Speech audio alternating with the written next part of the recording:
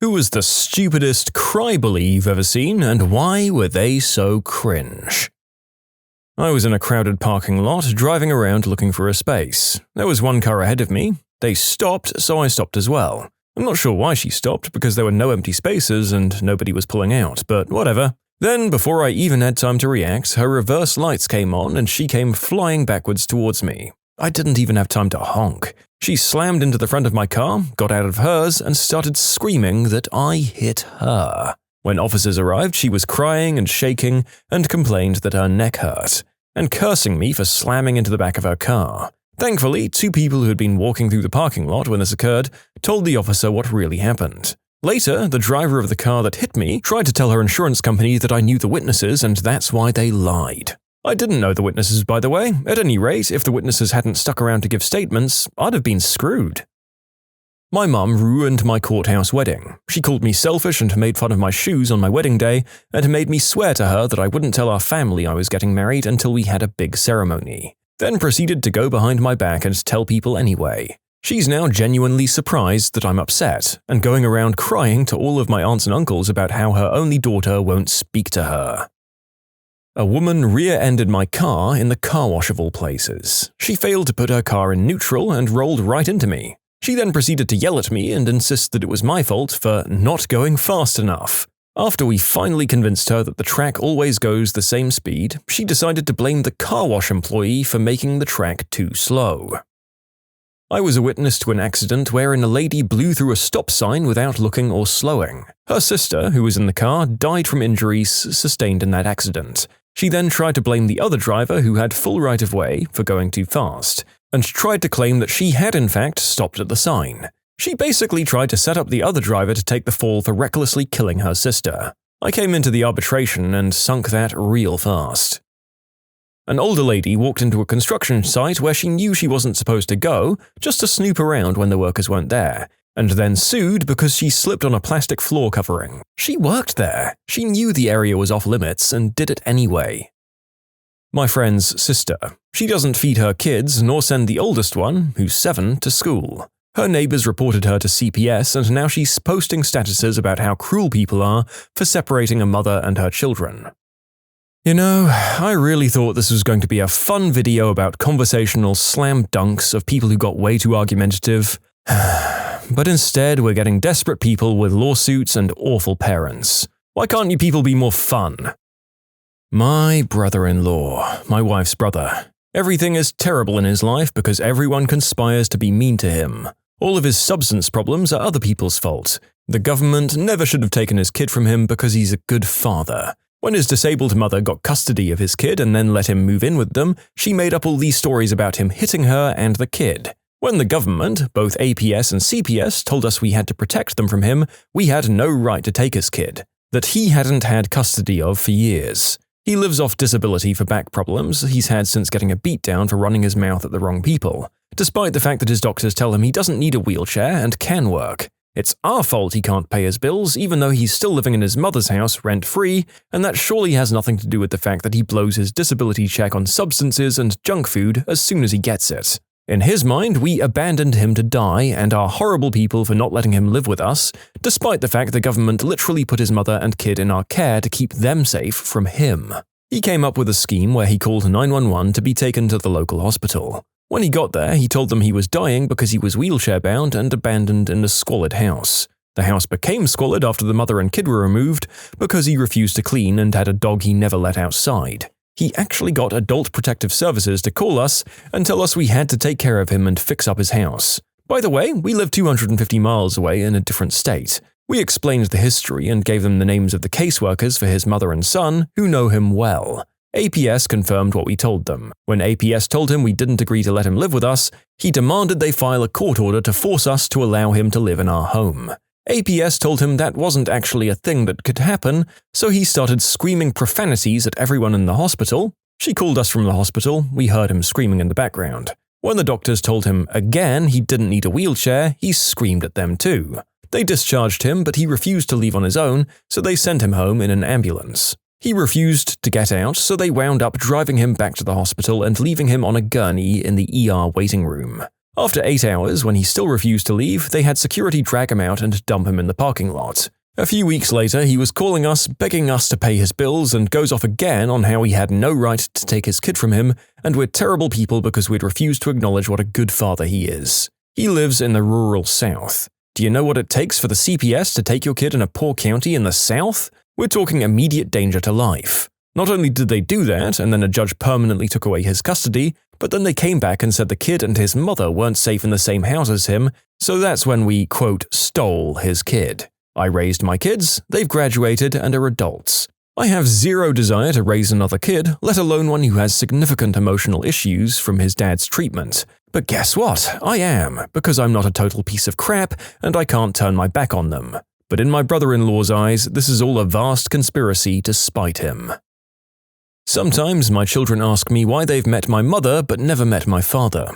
I tell them he died a long time ago when I was a kid. In reality, my dad was just an awful father and spouse, and my mum had to kick him out because he was a danger to everyone there. We used to spend weekends at his new house, but around the time I turned 10, he told my mother to stop dropping us off, and he gave her a shoebox full of all the pictures he had of us. We tried calling him on the holidays every now and again, but he finally just told us to stop contacting him altogether. Last year, my mother passed away, and he decided to reach out to me and expressed he'd changed and wanted to make things up to me. I told him it was okay, I filled him in with how I was doing in life and sent him pictures of my children. But I expressed I was already a man and didn't need a father anymore. But he was forgiven for the 20-year absence. He then proceeded to tell me that I'm horrible for pushing him away and abandoning him, that he was dying and just wanted to fix things. So I explained to him it was already forgiven, but he'd abandoned me and I had no time for his foolishness. I wish things would have been different, but he's too much of a bad influence to allow in my children's lives.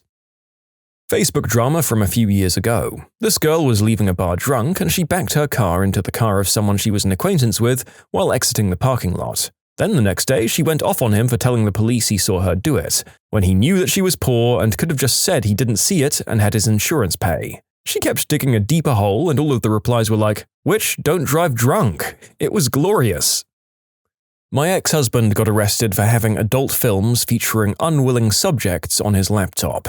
He blamed me, saying it was my fault he was so depressed and went looking for it.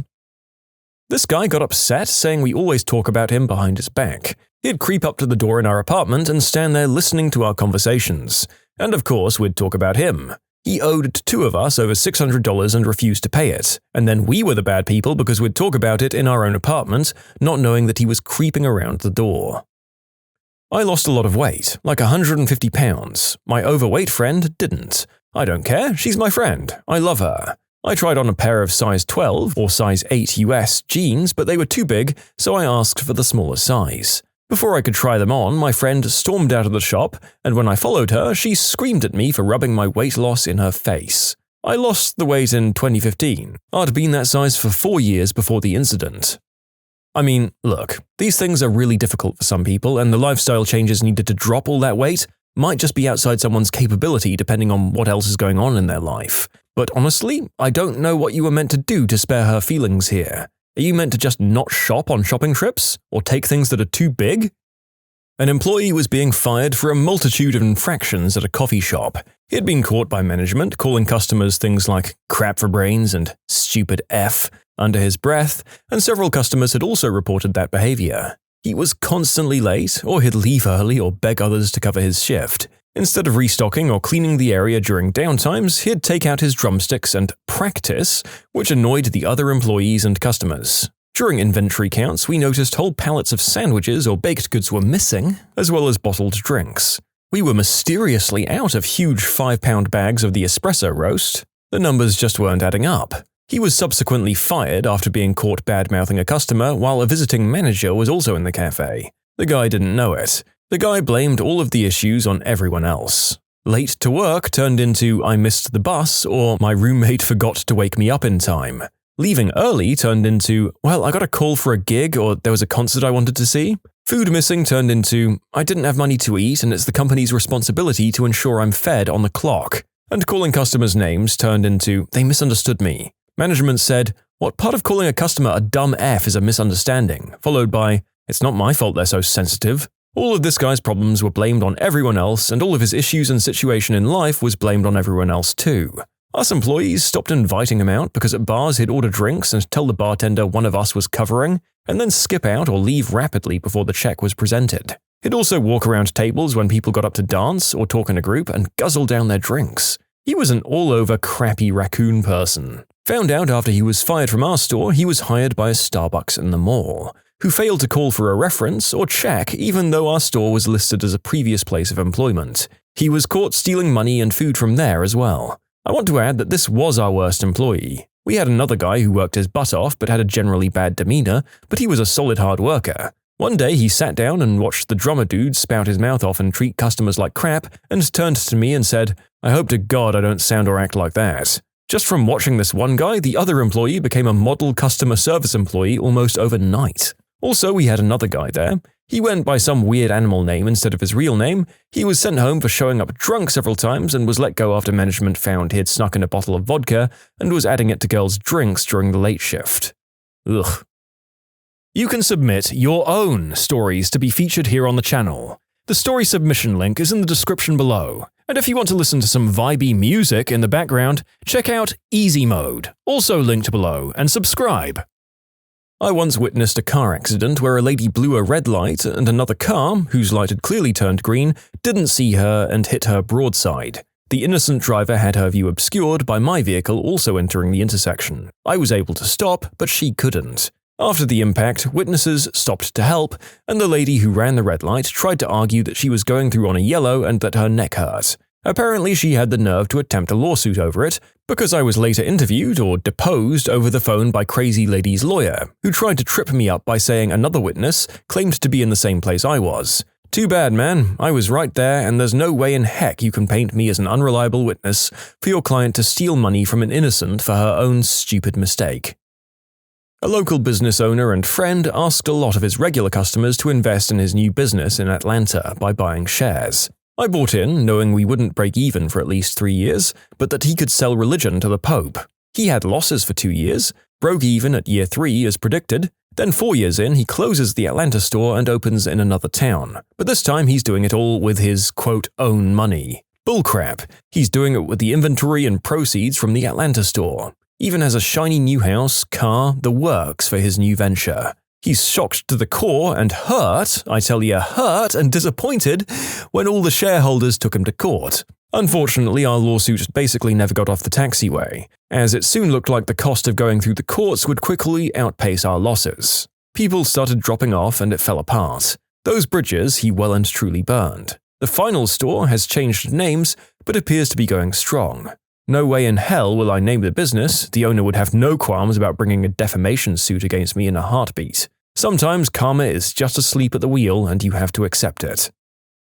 My best friend's ex-girlfriend. Basically, her ex was kicked out of her parents' house when she told them she was a lesbian. She moved in with my best friend since they were dating at the time. At first, she told my bestie that she was too depressed to find a job. My best friend was okay with that, even if it meant she'd have to work more, which she did. She even found a second part-time job. For the next 6 months, whenever my best friend asked her if she'd found a job, she'd always get the "I'm too depressed" response. Eventually, my best friend found out her girlfriend cheated on her. Her excuse for cheating was, "You're always at work and never have time for me. I need someone who'll be there for me." My best friend kicked her out and then her ex blames her for having to move back in with her parents. The kicker? Turns out her parents never really kicked her out, she was just tired of them telling her to get a job. My crazy college girlfriend cheated on me and then blamed me for causing problems in our relationship by, quote, being obsessed with the truth, as I'd figured out what had happened. As far as counter-accusations to throw in an ongoing relationship debate go, this is about as poor as it gets, folks. The person isn't even trying to disguise the fact that they're lying, and is just disguising their partner's valid concerns as craziness. My brother, our whole life, has blamed our middle-class upbringing for him taking zero responsibility. He's basically a 40-year-old version of, nobody gets me. He spends his money recklessly, has turned down opportunities to advance himself in lieu of making YouTube videos in his shed, ranting about how richies keep him down. It's pathetic. This is how my brother is too. 38 years old and owes over $100,000 in taxes and child support. Doesn't have a real job even though he used to make decent money, but spent his checks as soon as he received them. My dad had to buy him a cheap, crappy car just to get him back on his feet, and he had the nerve to get angry about how crappy of a car it was. When I was teaching, I had a student I adored who had some behavioral issues. I did everything I could to support him. One day we were taking a test and he was talking, and I'd have to have him go out in the hallway if he continued. He continued talking, so I told him to go out in the hall. He called me autistic on his way out, it's his favorite insult, so I wrote him a referral. I called his parents and they didn't answer, so I sent an email explaining what happened, that he got a referral, and that I hope we can work together to help him manage his reactions. His mother responded saying that my behavior was unacceptable and that she's done speaking to me and I'll hear from her lawyer. She went all the way up to the district level to complain about me, telling all sorts of lies and making me look like a horrible person. She's a cop, so I'm sure she had her connections. I don't teach anymore. My mother. She pulled the old going to the store routine when I was a kid. She called 3 days later from halfway across the country, complaining because Dad had shut off the credit cards. To this day, she tries to make my dad the bad guy for her failed attempt at abandoning her family. They divorced shortly after and I stayed with Dad. I've always been second-rate to her for being, in her words, disloyal. My fiancé's manager tried to strong-arm her into staying at her current job instead of taking one that won't destroy her mental health, and then cried about how no one at work likes her. My friend's baby daddy makes no effort to see his kid on his court-approved visits, but when she won't let him see the baby any random time he asks, which is her following court orders by the way, she's apparently a witch and keeping him from his beloved child.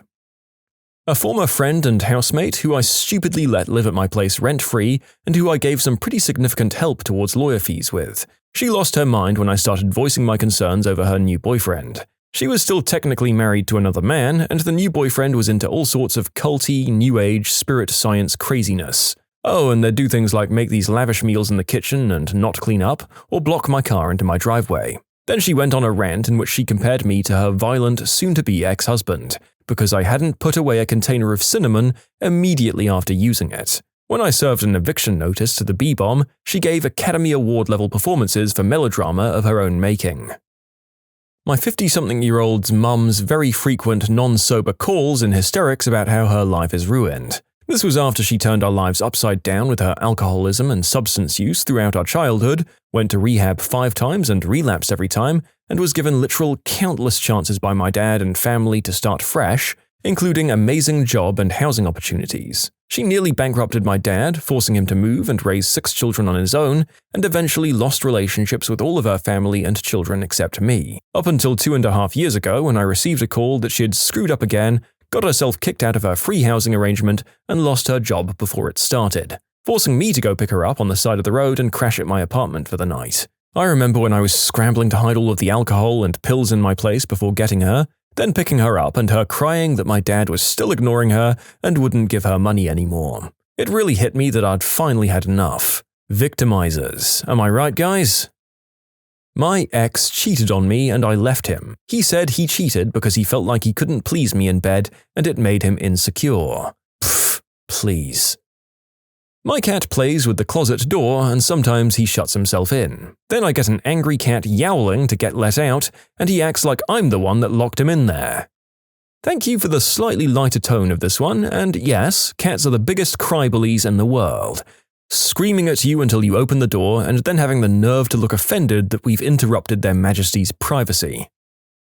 I manage an outpatient substance and alcohol education and treatment center. We're licensed with the state so that anyone who gets a DWI or DUI has to go through an evaluation process and complete some form of the education and treatment program dependent on that evaluation in order to get their license reinstated or satisfy a probation requirement. Every state has its own version of this for alcohol or substance-related driving offenses. Everyone has to do it, and no one is exempt or special regardless of whether they've won or lost their criminal case in court. There are those who very obviously made the mistake of driving after a couple of glasses of wine, had a BAC just over the legal limit. They realize they messed up and they usually end up in the lowest level. They get it done, no complaints. But every single day I come across at least one person who blames the state for having to do the program.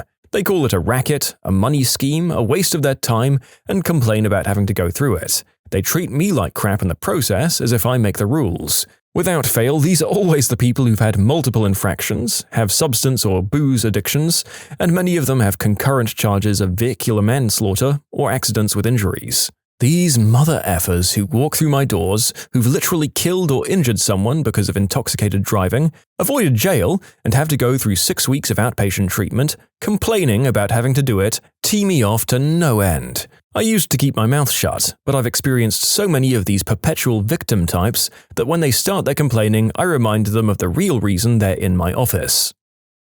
The cheaters that you see on Reddit. I'm so torn between these two men. Woe is me. It happens repeatedly. One guy victimized himself for catfishing, claimed it was totally harmless. I believe he was just trying to prove to himself that he isn't a terrible person. What's the last horrifying discovery you made while snooping around?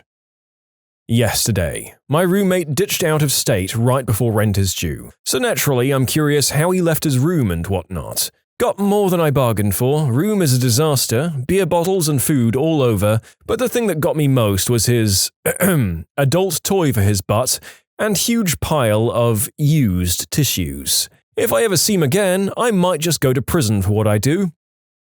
I was around 7 or 8, snooping in on my mum and dad's closet. I found a file with some papers, including my birth certificate. It had my sister's name as my mum, and for dad it said unknown. So that was my first indication I was being raised by my grandparents. Yeah, that was a crappy day. What did that do to your relationship with your sister mom? It really messed it up in my opinion. I was too young for this kind of revelation and didn't have the maturity or knowledge to properly process it. I was 8 years old and felt like everyone who mattered to me had lied to me. I felt like it was a mean joke that everyone was in on but me. As my brother, uncle, told me years later, I became a very angry child after that and acted out quite a lot. I'm still in contact with my bio mum, but we really don't have much of a relationship.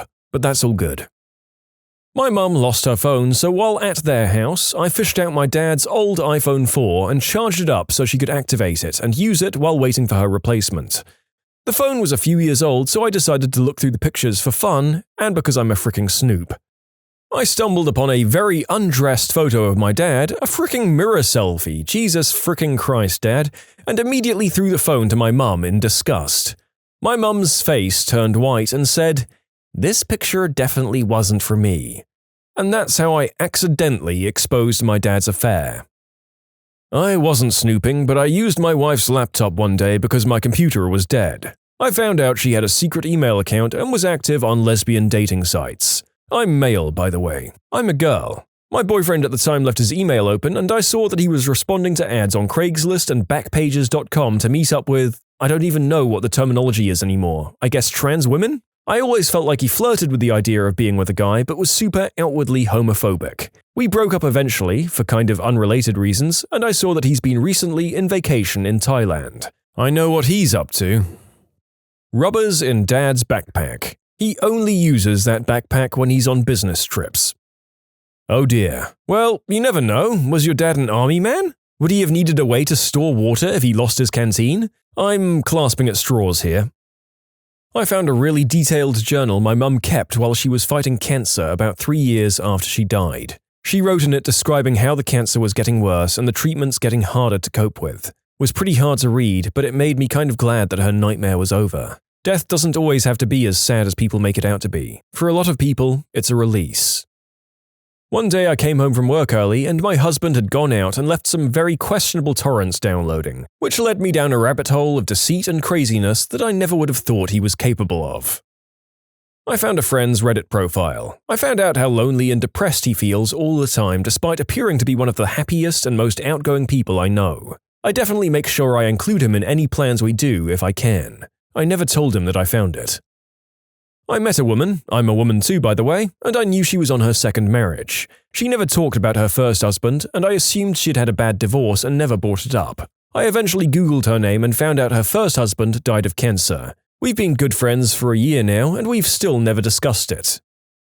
Was on a road trip with my parents. Looked over my mom's shoulder to see who she was texting. It was the guy she was cheating on my dad with. I confronted her a few days later. She denied it, of course. Then I read word for word what they were texting and she couldn't deny it anymore. She told me she'd tell him. That was a year and a half ago. She still hasn't. I don't really know what to do with what I know. I know I should tell my dad, but I really don't want to be the one to tell him. Next time I see my mom, I don't see her much anymore because of this, I think I need to threaten her and tell her that she needs to tell him or I will. It's a really crappy situation to be in. Similar story. My now ex-husband had been acting odd and on his phone a lot. If one of our kids were near him, he'd position the phone so they couldn't see. Even put a password on the phone. Before this, he'd always let the kids use his phone for games. My middle son, he was 10 at the time, 16 now, thought he'd be funny and guessed the password based on what he could glance at while walking by. He guessed the password and brings me the phone and is visibly upset. I look down at the phone and there's an email my husband has sent to another woman, telling her how he missed her and loved her, etc. I only read the first few lines before I confronted him. He just laughed. My son sat on the front porch that night with me. He wouldn't leave my side. He's still a sweetheart at 16 and very protective of his mum. When my father died, I was going through his computer looking for information regarding accounts, etc. I looked at his internet history to see what might have been important in his life leading up to his death. Apparently, he didn't know about incognito mode when surfing his adult content. About 11 or 12, staying at my uncle and aunt's. They went out for the day and I stayed back as I was feeling ill. Looked in their closet and found a suspicious video. Popped it in, lady in greenhouse spreading herself. Nice. I started cranking it. Realized it was my aunt. When I was snooping through my parents' closet in middle school while they were out, and I found a toolbox full of adult toys and penthouse forums. So, yeah. Found a bunch of letters written to and from my parents about my dad's infidelity. I think they wanted to really think about what's on the page. It's caused me significant emotional distress because I'm not supposed to know and I can't tell my sister or talk to them about it.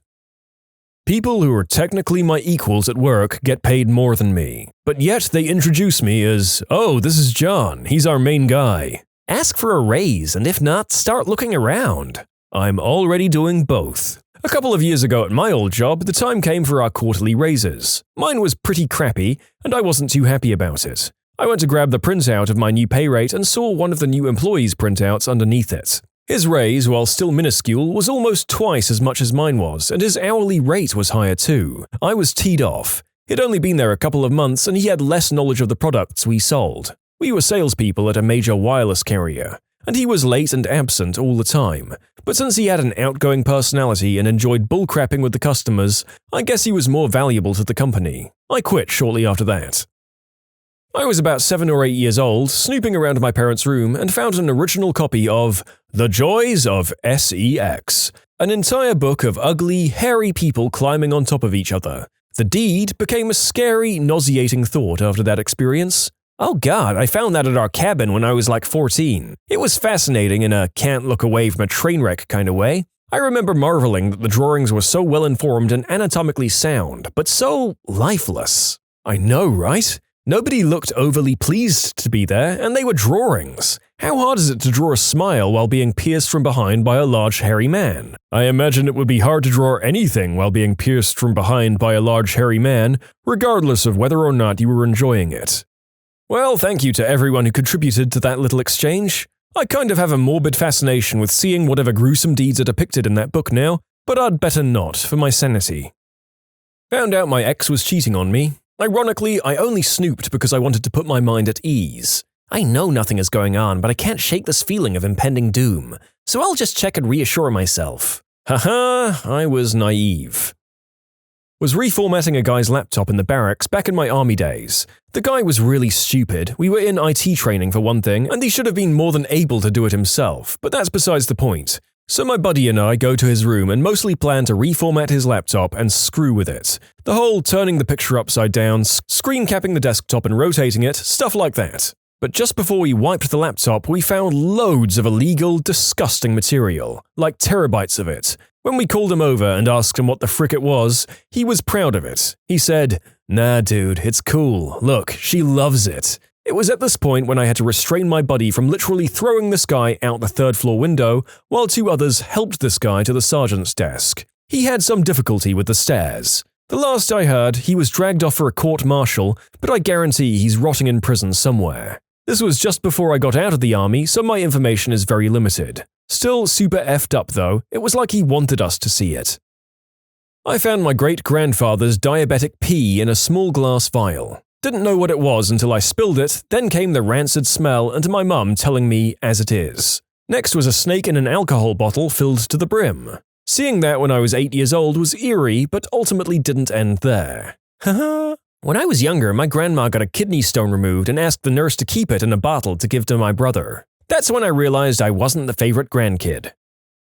My partner left her phone in my car and I got a feeling like I should check it. I'd had 100 opportunities to check her phone but never felt the urge. I always figured there was something about her behavior that triggered some kind of subconscious suspicion that caused me to check it. It's not like I went through all her text messages or anything either, just the last few texts and the most recently updated conversations. That's exactly what I did. It was a coworker of his and the way he talked about her made me uncomfortable. Also, whenever she hung out with us, she made no effort to interact with me at all, and I always kind of felt like a third wheel with my own boyfriend. If she was already there when I came over, she'd sort of fall silent and they both looked slightly guilty. I asked him about it a couple of times, very calmly mind you, and he always got defensive and started moping because I didn't trust him. Turns out he was a pretty good liar, haha, but very dumb to leave me bored in a waiting room with nothing but his phone to entertain myself.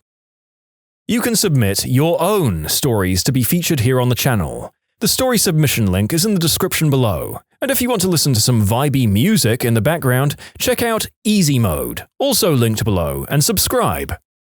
I found out that my mum, who had forcefully taken me off my antidepressants and antipsychotics twice because medication isn't needed for those kinds of things, has been on antidepressants for about 14 years. Hypocrite. I found my sister's double-ended adult toy. I showed it to other kids whenever I could.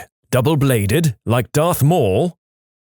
Reading my husband's, at the time we were roommates, Facebook messages when we were just roommates. Many of them were about the crazy girl he lived with and how much he hated her. Broke my heart, honestly, but it was my fault for looking. I was the crazy girl, medicated and happily married now. How did you stop being crazy? Did you hate him too? Through continued psychological care and medication. I liked him, and that was the major issue.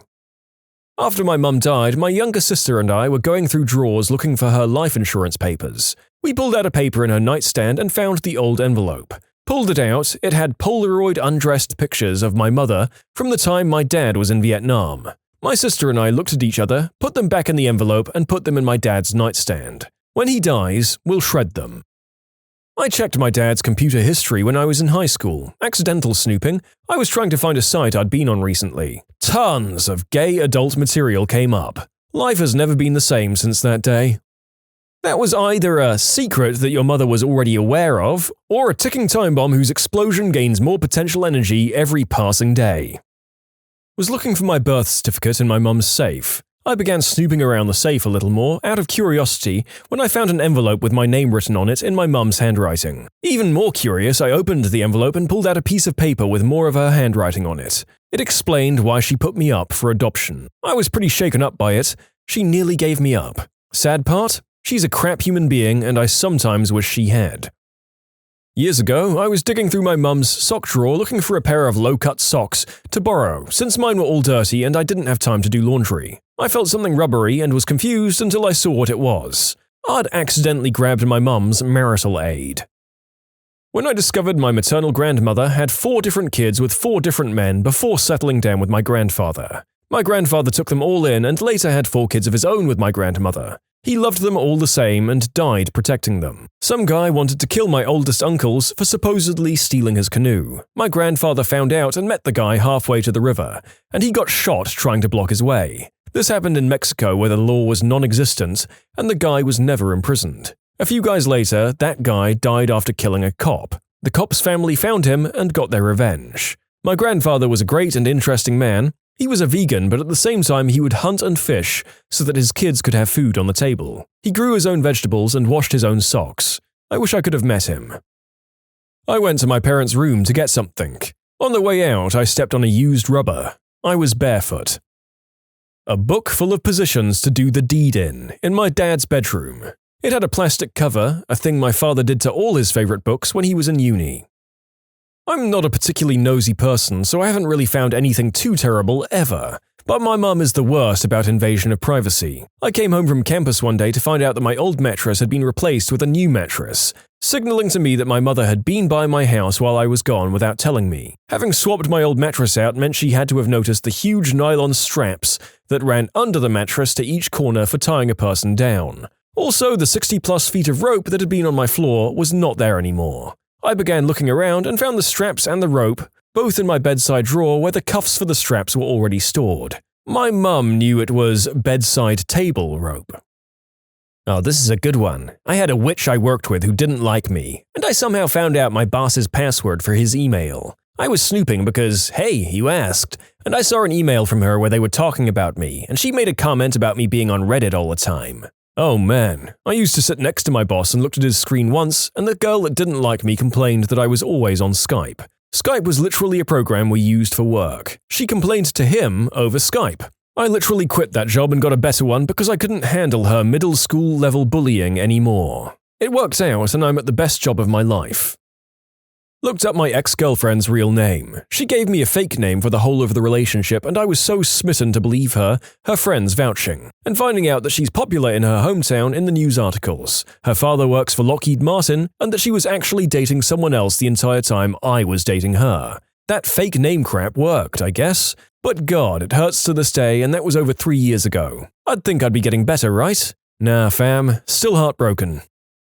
I went snooping for Christmas presents as a kid and found a Jurassic Park T-Rex toy. Christmas morning came and the toy read, "From Santa." That's when I knew. I was fixing up my boyfriend's phone because he'd just returned the loaner and needed all of his stuff restored after a repair. I had a couple of drinks in me at the time, or I probably wouldn't have snooped, but he'd been acting pretty distant the last couple of months. So I checked out some text messages between him and his friend. Honestly, I was hoping to find something sweet or reassuring, but instead I found out he was trying to find a nice way to dump me without hurting my feelings. And rather than sit on that info, I confessed that I snooped and confronted him about it. That was a sad day. We still care about each other and will remain friends as we were before we started dating. But I really, really loved that man. I just loved him more than he loved me, I guess. My mum's marital aid. Hey, your mom needs loving too, man. When I'm not there, at least. Cue the gif of the kids jumping at that sick burn. But seriously, I'm guessing it's not a surprise to any of us that half of these seem to be children discovering their parents' involvement in the birds and the bees. I found my dad's extensive magazine collection. As a kid, I was amazed. I found the, I think, October 1996 Playboy in my dad's bedside dresser when I was 12, and that was a turning point in my life. I went back when no one was home and became a man. Once I'd seen every photo in that magazine, I snooped around a bit more and found like a dozen more Penthouse and Playboy magazines on the top shelf of his closet. Goldmine. I was 5 and at my friend's birthday party. All our parents were there. My friend told us, there were 6 kids altogether, that his parents had a secret and he wanted to show us something. So we all crowded into his parents' bedroom, locked the door, and he told us that if we searched the room for the key, which opens a black suitcase, we'd find the secret. So we turned that room inside out and finally found the key in an old shoe. He opened up a black suitcase and there were tons of tapes, magazines, and giant adult toys wrapped in plastic bags. We didn't know what they were, so we thought they were pool floaties. Thinking back, we were whacking each other with them and doing all kinds of regrettable things because we didn't know what they were. Anyway, my friend told us that the real secrets were the tapes, so we popped them on in his dad's TV, in the bedroom, and started watching them. That was the first time I ever saw a real male member in real life. Unfortunately, it was also attached to a clown with a painted face, and the clown was doing the deed with all the women in the room who also had their faces painted to look like clowns. It was super traumatizing. I never got over it. Where the frick were your parents when all this was going on? This sounds like a bad episode of the Rugrats. Oh man, I was at a friend's house and he left me for an hour or so to pick up some other friends from a train station about an hour away. I figured I'd be cool and surprise everyone with some green herb when they got in. I was rolling on his dad's PC desk when my roach kind of slips under the keyboard. So when I lift the keyboard, there's a bit of paper stuck to the bottom with the password written on it. He has a smoking hot mum, so I decided to snoop on them. Instantly regrettable. A search for pictures yielded about 100 pics of his dad in women's clothing, stashed in a hidden folder called Medical Records. I shut down the PC and never spoke about it to anyone. I've not seen my friend in a few years, but I hope for the sake of his family it's still all hidden. His dad is some big-time financial director for a well-known supermarket chain. I don't really know how it would affect his career if everything got out. Fixing my grandmother's laptop and I found what I thought would be the answer. Restarted the laptop, but I needed to find the page again, so without thinking, I opened the history. These days I'm pretty hard to shake, but nobody is ready to suddenly discover their grandma's taste and special adult interests.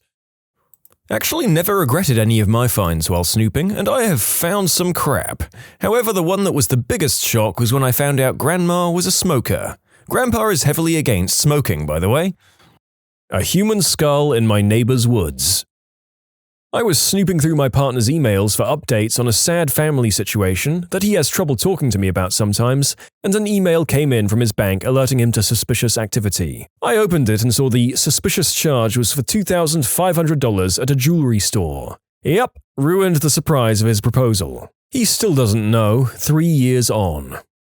What's a glitch in the matrix you've used to coast through life? I got moved to a team on the 2nd floor. My desk was on the 4th floor. I stopped coming to work. The 4th floor team thought I moved downstairs. The 2nd floor team thought I was still upstairs. I just worked from home instead, for over a year.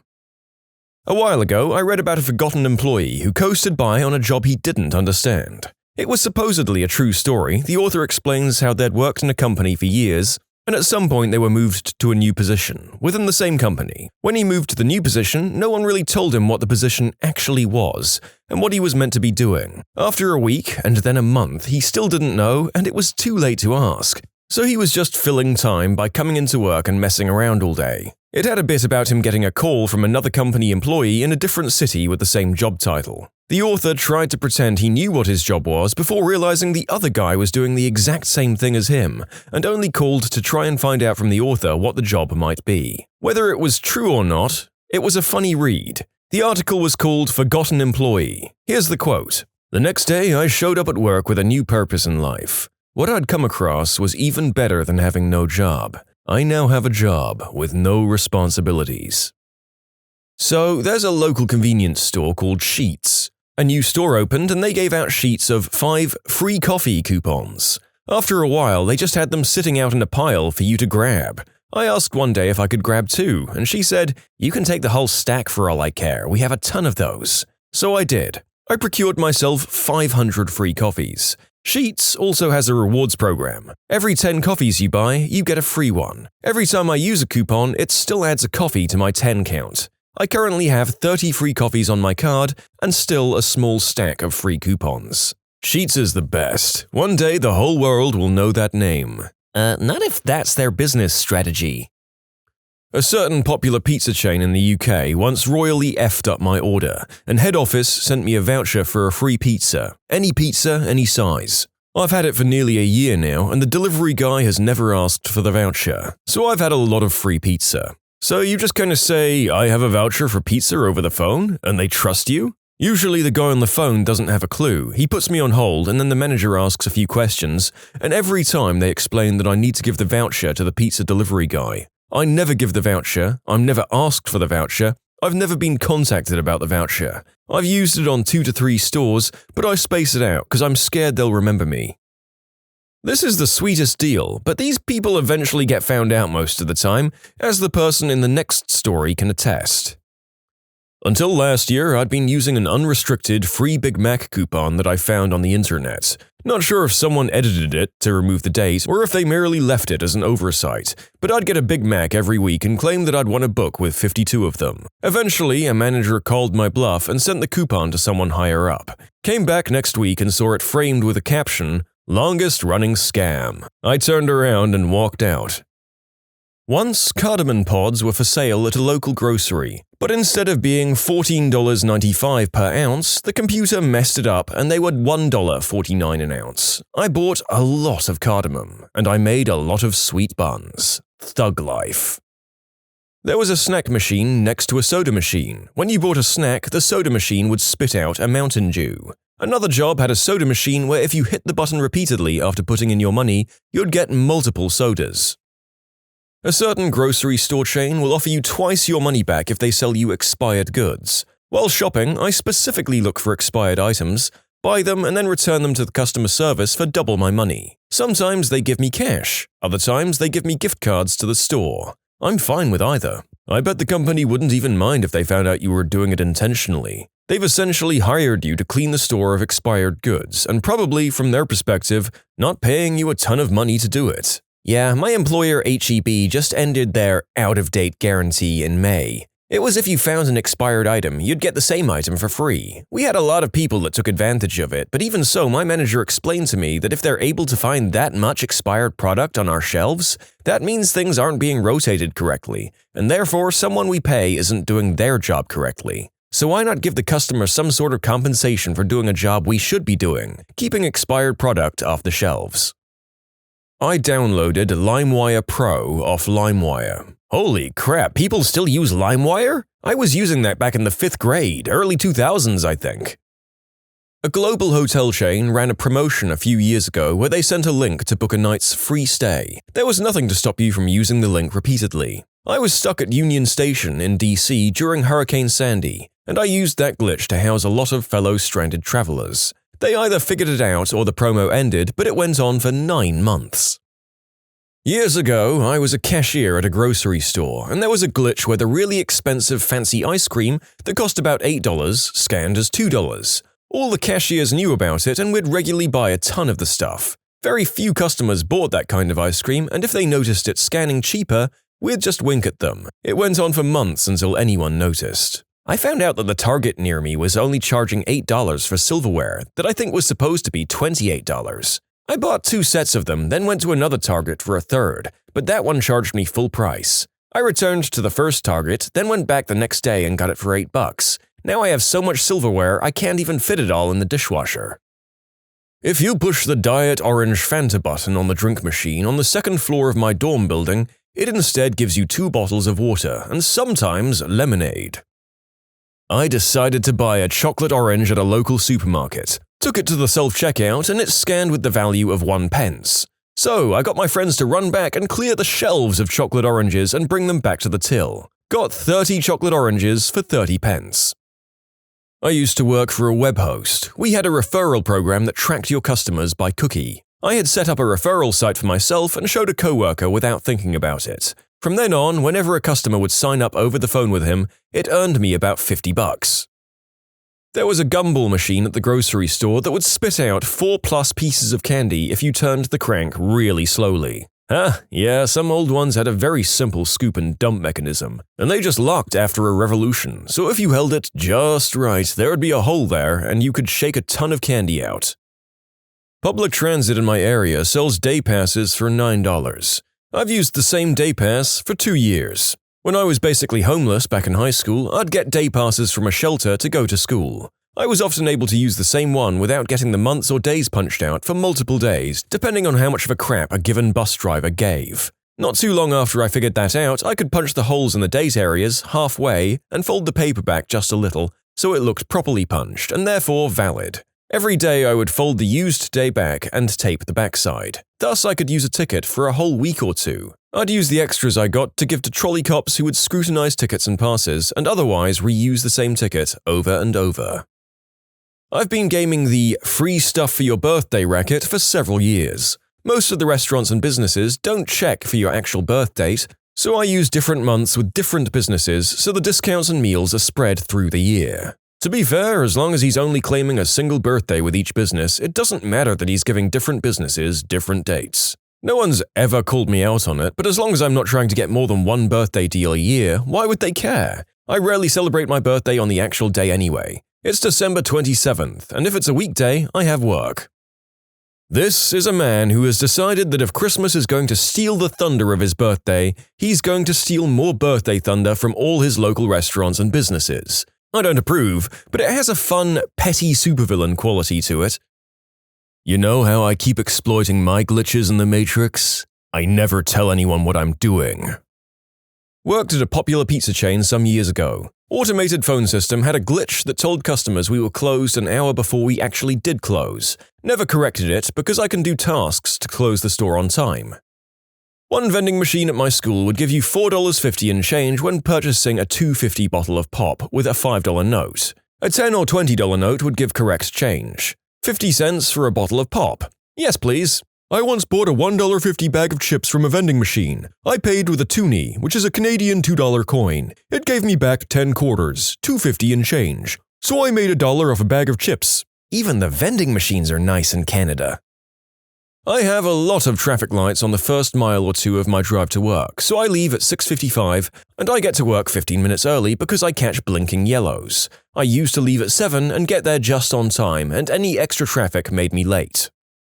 When I was 13 or 14, I had a sweet tooth and no money for sating it. Luckily, all the kids at the private school I went to did have money, so my best friend and I devised a plan to separate them from that money. Every morning before school, we'd go into the local co-op, buy various snacks, chocolate bars, flapjacks, crisps, etc., and take them to school in our bags.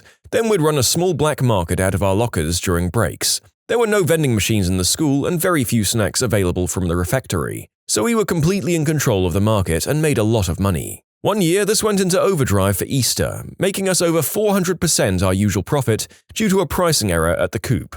6 Cadbury cream eggs were being sold for £3.99, giving us a $2 profit when we sold them for £1 each to our eager peers. But 12 cream eggs were only £3.69, giving us over £8 profit per pack. With cream eggs being a seasonal item, they were immensely popular at school. After a month or so, regrettably, someone picked up on the error and corrected it in their system. When we walked up to the till with 4 12-packs each, we discovered they were now priced at £6.99. So I assume they should have been all along. Luckily, when our faces fell and we explained they were only £3.69 on the shelves, the cashier rang them up at their shelf price. The next day, they were back to their usual price though, on the shelves and system, so we went back to our old ways of scamming slightly less money out of our peers.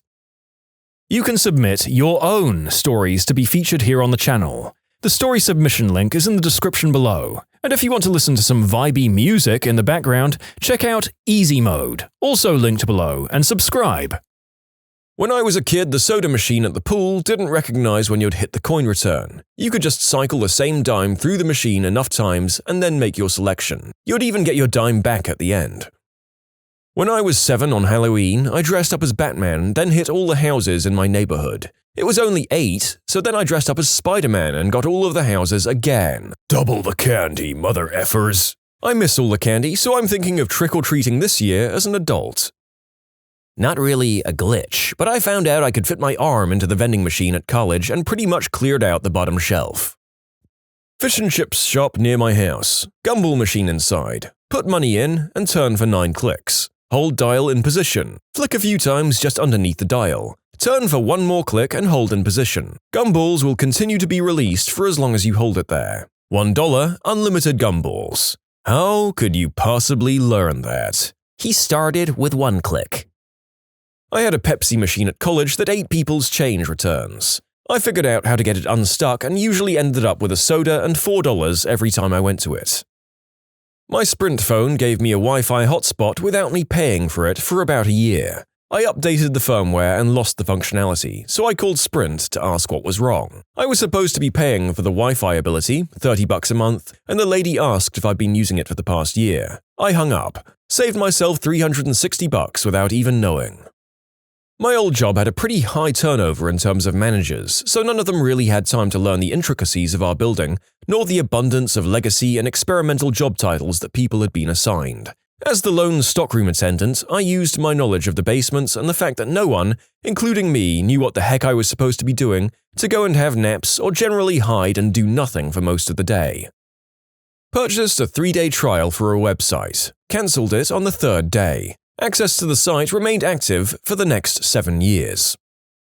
All I get from my internet provider is internet, but they do provide cable TV. So I thought, what would happen if I plugged my internet cable into my TV? Well, now I get basic cable for free, like 50 to 70 channels. I never use it though. Children think Netflix is the way TV is supposed to be. F all of those commercials and not picking exactly what you want on TV. They just didn't put a filter on your line. The cable guy messed up either when disconnecting previous service or setting your new service up.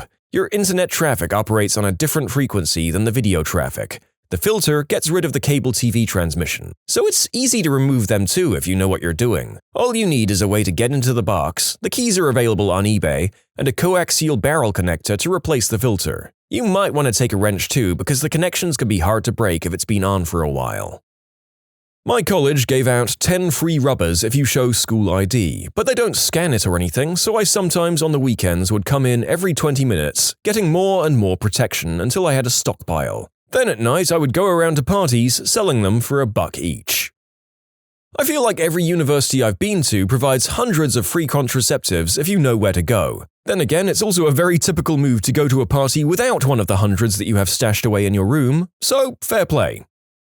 WinRAR. Or is it supposed to be free? Wait, there's a paid version?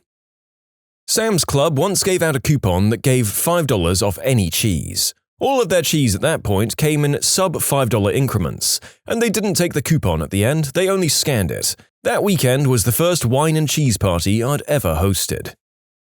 In high school, I would go to the attendance office and say I needed to go home. The attendance lady would give me the phone to call my dad so she could talk to him to verify. I would instead call my deep-voiced friend and he would excuse me. Then he would go in about 30 minutes later and call me. Worked over 20 times and we were never caught. Best part, it didn't count as a missed class because it was excused. Nice job. You got out of a free education.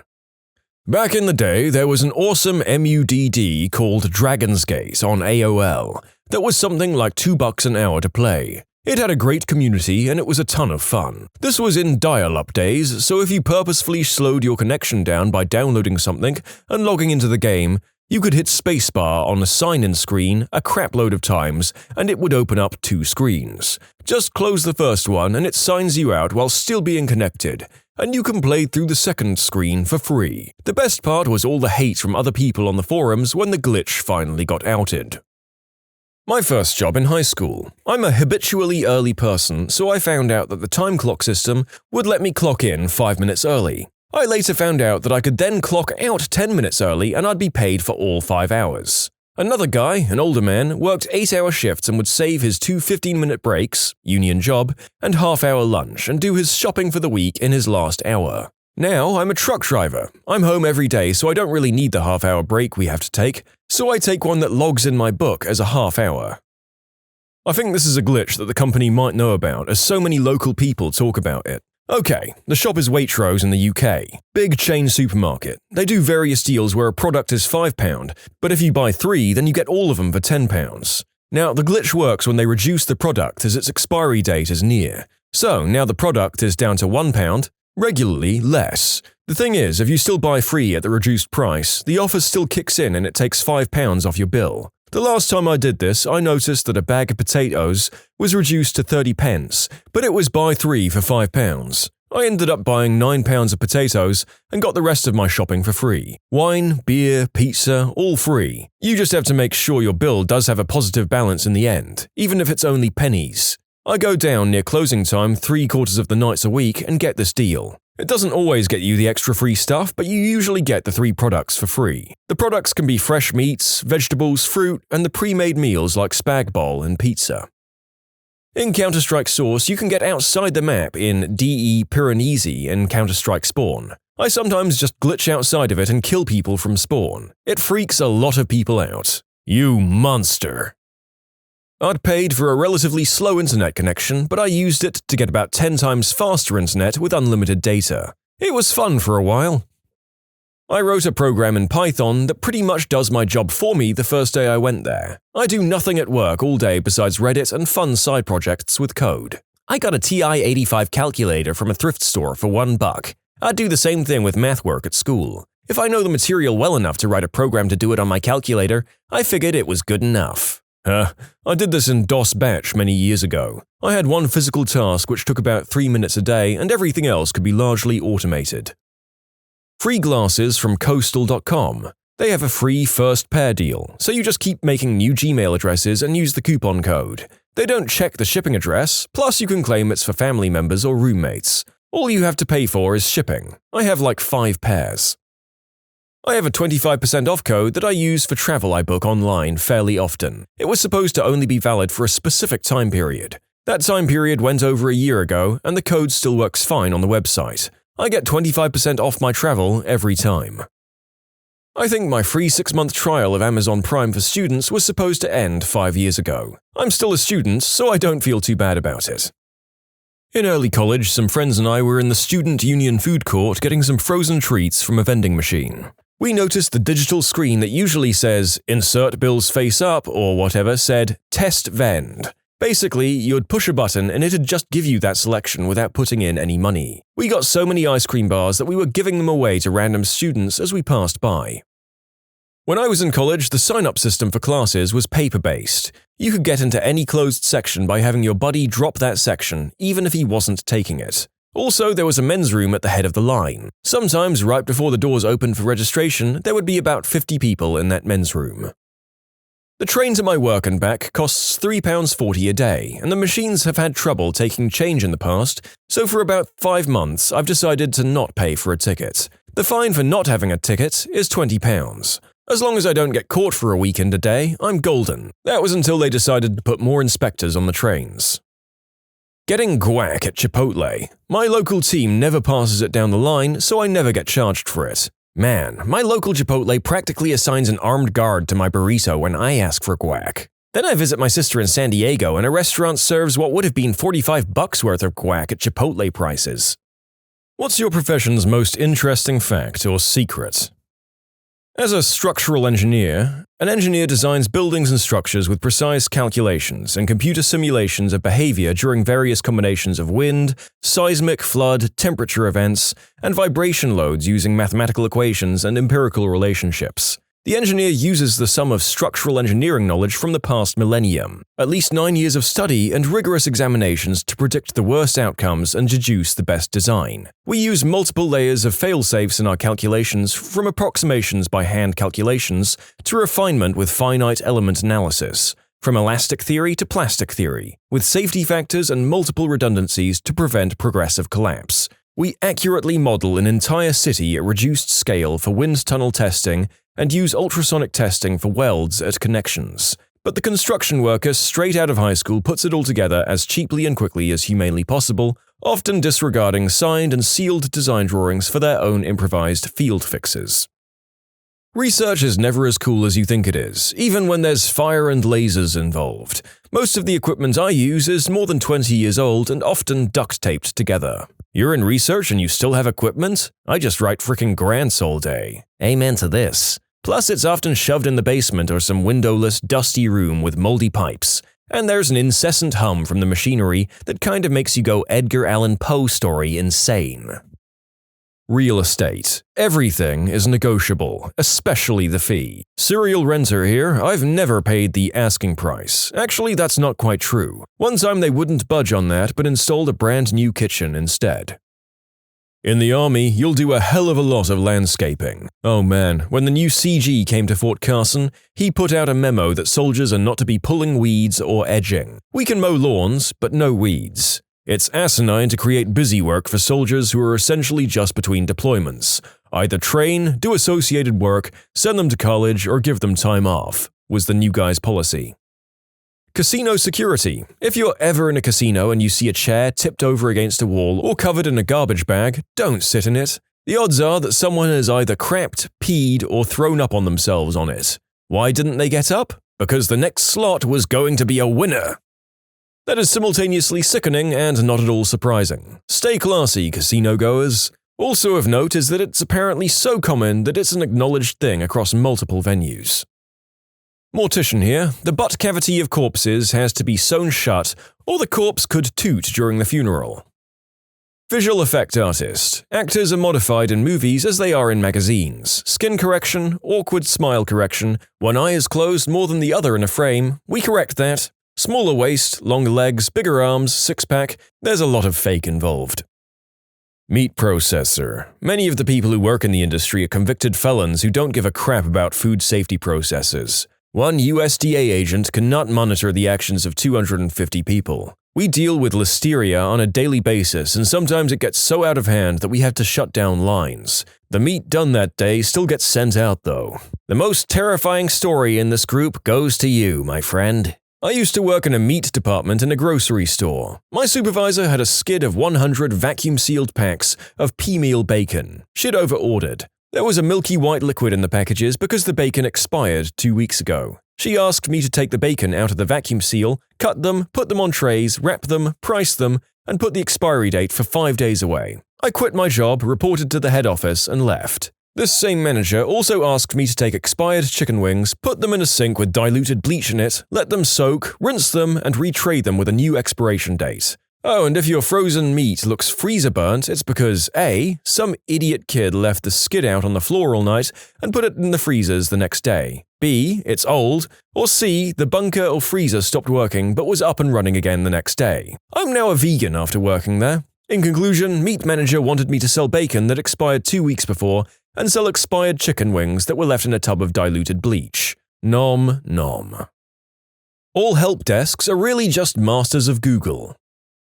I worked at a children's hospital. When a young person dies, the bodies are transported to the morgue in stretchers disguised as what appears to be tall, covered mobile linen racks. This is done in order to not distress parents of other patients. If the person moving the rack's hands are uncovered, it's actually bed linens. However, if they're wearing latex gloves, well, you know.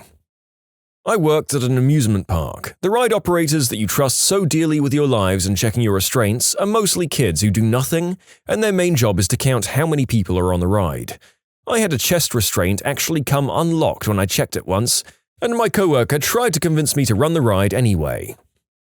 I'm a professor at a large university. Most days, I don't feel like an expert at all. Welcome to academia, world-class specialists with inflated senses of inferiority.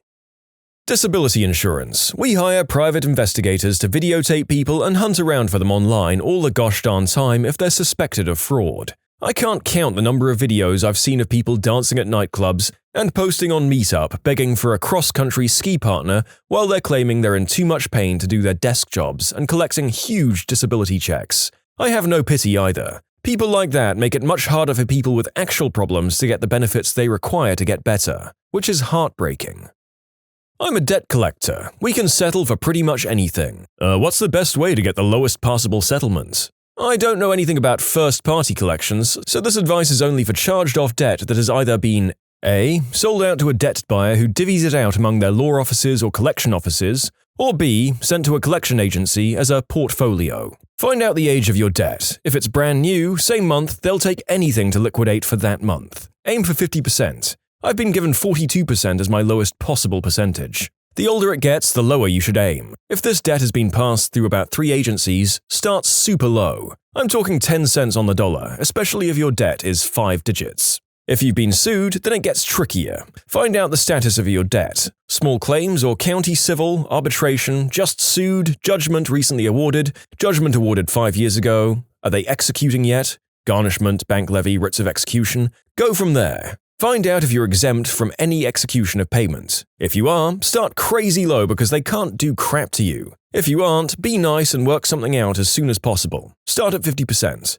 If it's an arbitration, offer 10 cents on the dollar, and if they don't meet you somewhere reasonable, get an attorney because you can fight this. Never be afraid to walk away, but always do it as nicely as possible. If you run into a butthole who claims he or she is the only person you can speak to, he or she is lying. Ask for a supervisor. Be nice. Don't let him or her provoke you. Call at the end of the month. If you can pay that day, call on the last business day of the month, and you'll get a great deal. Start super low, way lower than you actually have. I think that's basic negotiation. Once you've come to an agreement, get it in writing before paying, and pay by verified funds if possible. Credit card, cashier's check, money order, Western Union. Make sure you have easy access to a fax machine and email, and for God's sake, get a letter with all the account numbers.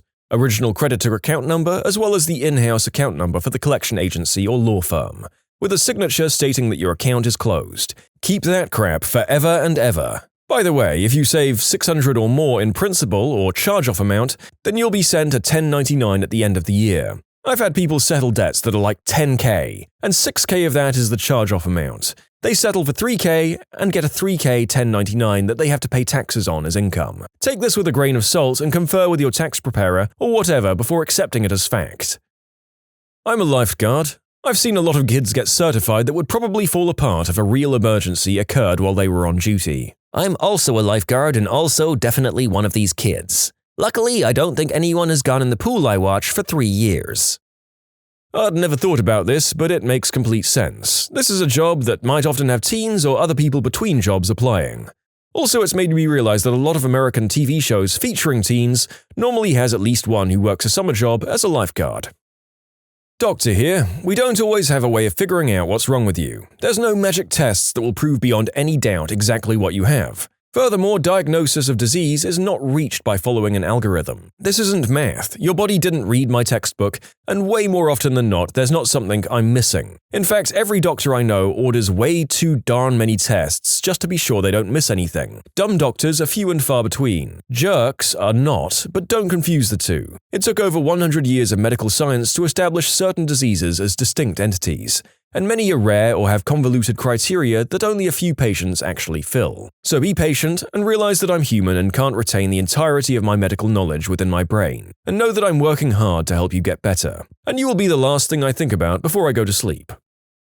The frozen yogurt where I work at is not fat-free or organic as we're made to say. The yogurt culture, a small cup of actual yogurt used to make the 4 gallons of the mixture, is organic. However, the milk, yogurt base, and flavoring used to make what's essentially 95% of the served product is not. In a way, the yogurt is organic and fat-free. What you're eating is far from that. Sales. The more expensive something is, the less logic people use to decide if they're going to buy it. People will buy a $50,000 car because it's red and scrutinize the calories in a $1.50 snack. Oh, and for all you tech guys, this is especially true when your boss is deciding what equipment or network options you're going to have. Chances are he bought what he did because someone gave him tickets to a sporting event, not because it's what you actually needed or requested. I work at a college dining hall. The 4 cheese calzones really contain only 3 kinds of cheeses. A pinch of mozzarella gets sprinkled on the top, and that counts as the 4th cheese. You son of a witch! Service clerk. If something isn't on the shelf, then we most likely don't have it, and asking me to check the back for it really just gives me a chance to look at my phone for text messages. You can submit your own stories to be featured here on the channel. The story submission link is in the description below, and if you want to listen to some vibey music in the background, check out easymode, also linked below, and subscribe. I work at a fireworks store. I answer your questions by reading the package and guessing what it does. Dry cleaning involves liquid. Nuclear non-proliferation analyst. Radiation monitors at ports of entry are better at detecting kitty litter and toilet seats than weaponized uranium. No worries, the contractor who sold the equipment made serious money on sales of those machines, and that's all that matters. I'm a roofer. We can't always get off the roof to pee. Where does it go?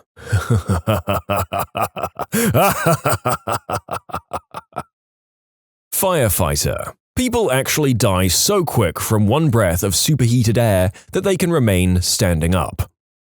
Casino security here. Money talks. You play $20 a hand, maybe $1,000 between gambling and food and everything, and get in a fight in the hotel, and you're probably going to jail. At the very least, you're being removed from the hotel. On the other hand, if you spend hours at our high-stakes table, all other circumstances being equal, we'll come to the room, tell you you're disturbing your neighbors, and please don't do that again. Same with basically anything that happens in a casino. We hate the people with money because they can get away with being the biggest jerks on the planet. But since their one weekend keeps the lights on in our casino for 6 months, we have to let them do as they wish, basically.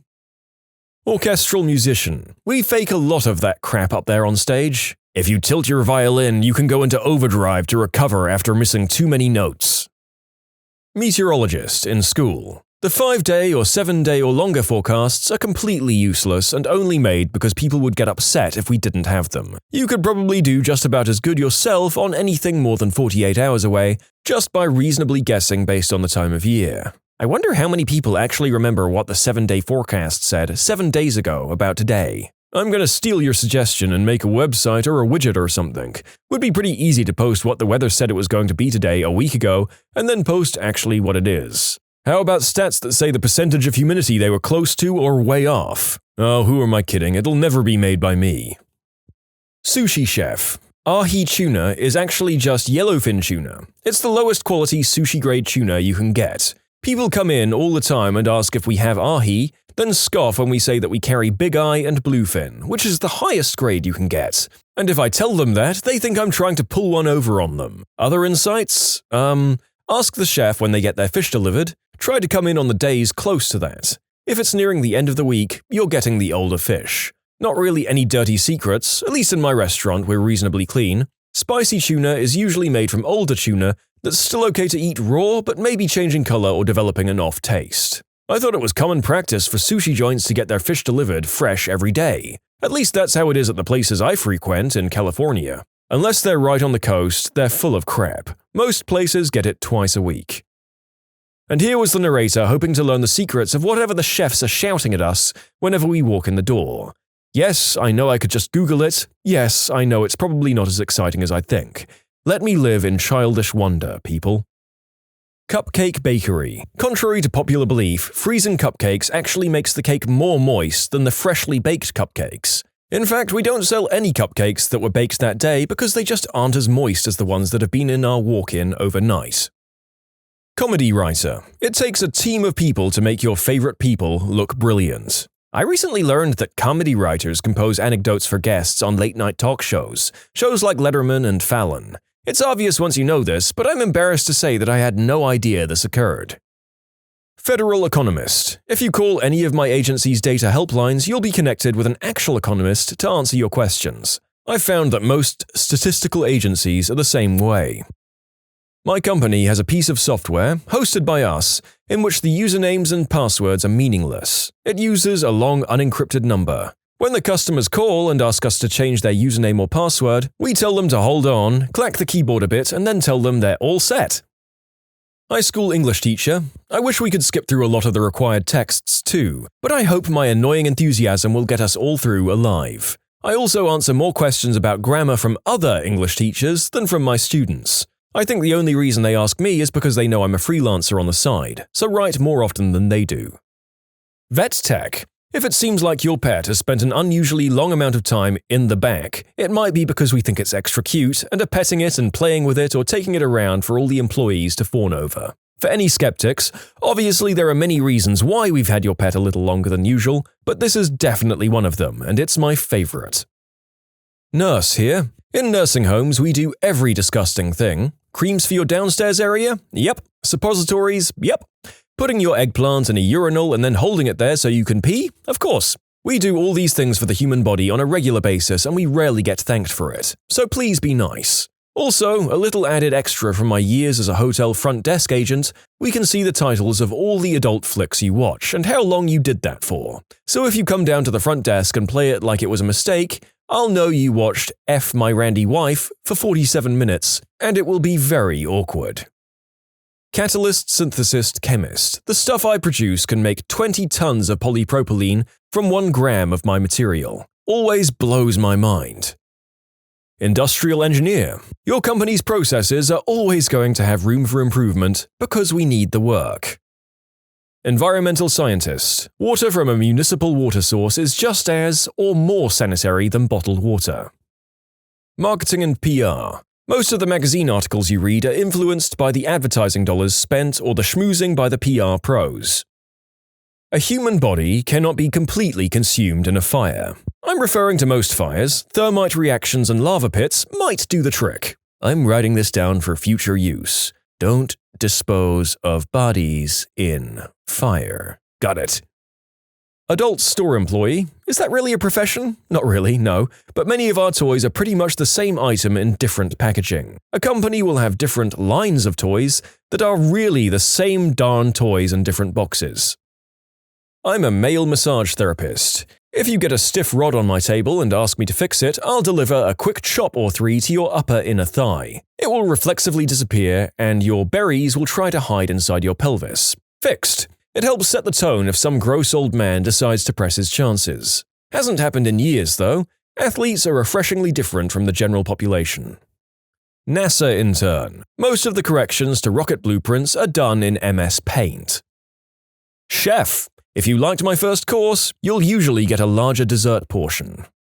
Therapist. Most people get into the field as a result of their own personal struggles or messed up families. As a field, we're probably the most effed up. It's true, therapists aren't actually the perfect, stable people that a lot of us picture them to be. Most of them are just as messed up as the rest of us and have the training and emotional distance from their clients to be objective and help find and solve the problem. Advertising copywriter. There's very little manipulation or psychology involved. 99% of the time, it's just guys in a room talking about funny crap and then writing it down. Then, the account people retroactively justify to the client why it makes sense with a bunch of fancy science. But believe me, there's very little "this will trick them" going on in the writing room. Recruitment. Racism and ageism is a hell of a lot more prevalent than you'd believe. Your credit score affects insurance premiums. You know those fancy defense lawyers or public defenders you hire? Yeah, the DA knows them better than you do. When you aren't in the room, they'll tell jokes, and those jokes are about you. As a defense lawyer, I can say that this is somewhat true, but that doesn't mean that we're not doing the best we can for you. Sometimes that camaraderie can help you get a better deal. Lawyers, in my experience, are like athletes. Off the court, we may be friends, but when we get down to business, it's a nothing personal, no holds barred, free-for-all.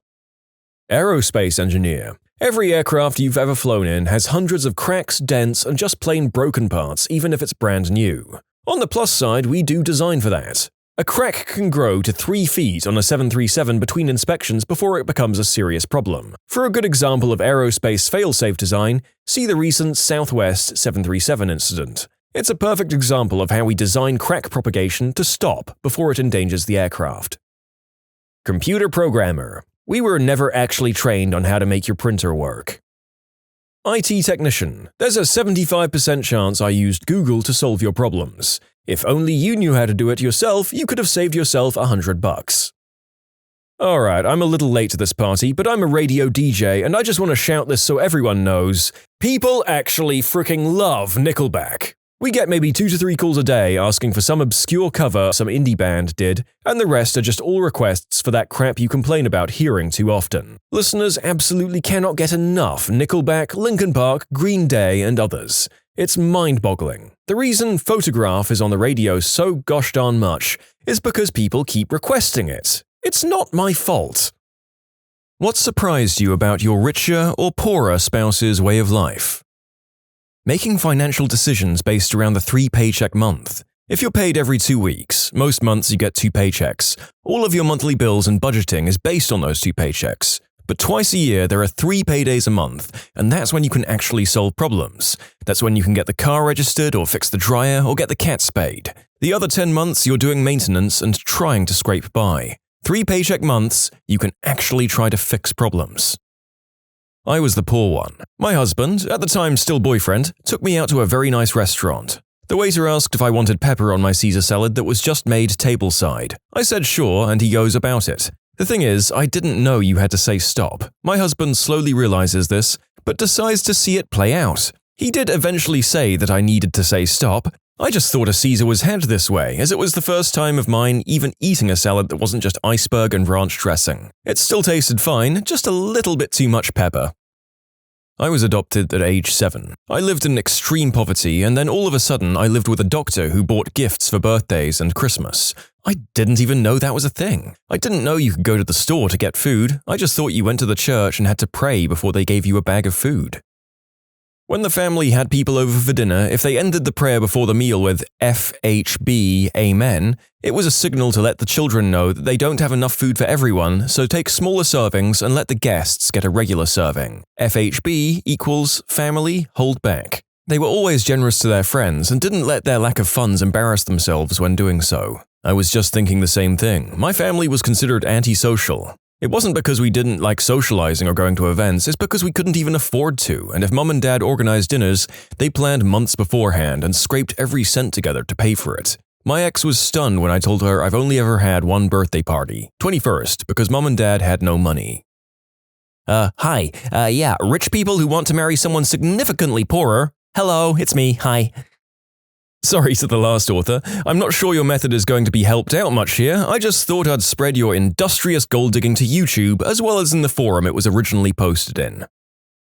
Honestly, food insecurity. When we were first married, she would get visibly uneasy if the food in the house was running low. She'd never overeat or anything, she was just always concerned about it. A lot of times when she was younger, she went hungry. On the humorous side though, she hates camping. Her answer is always the same.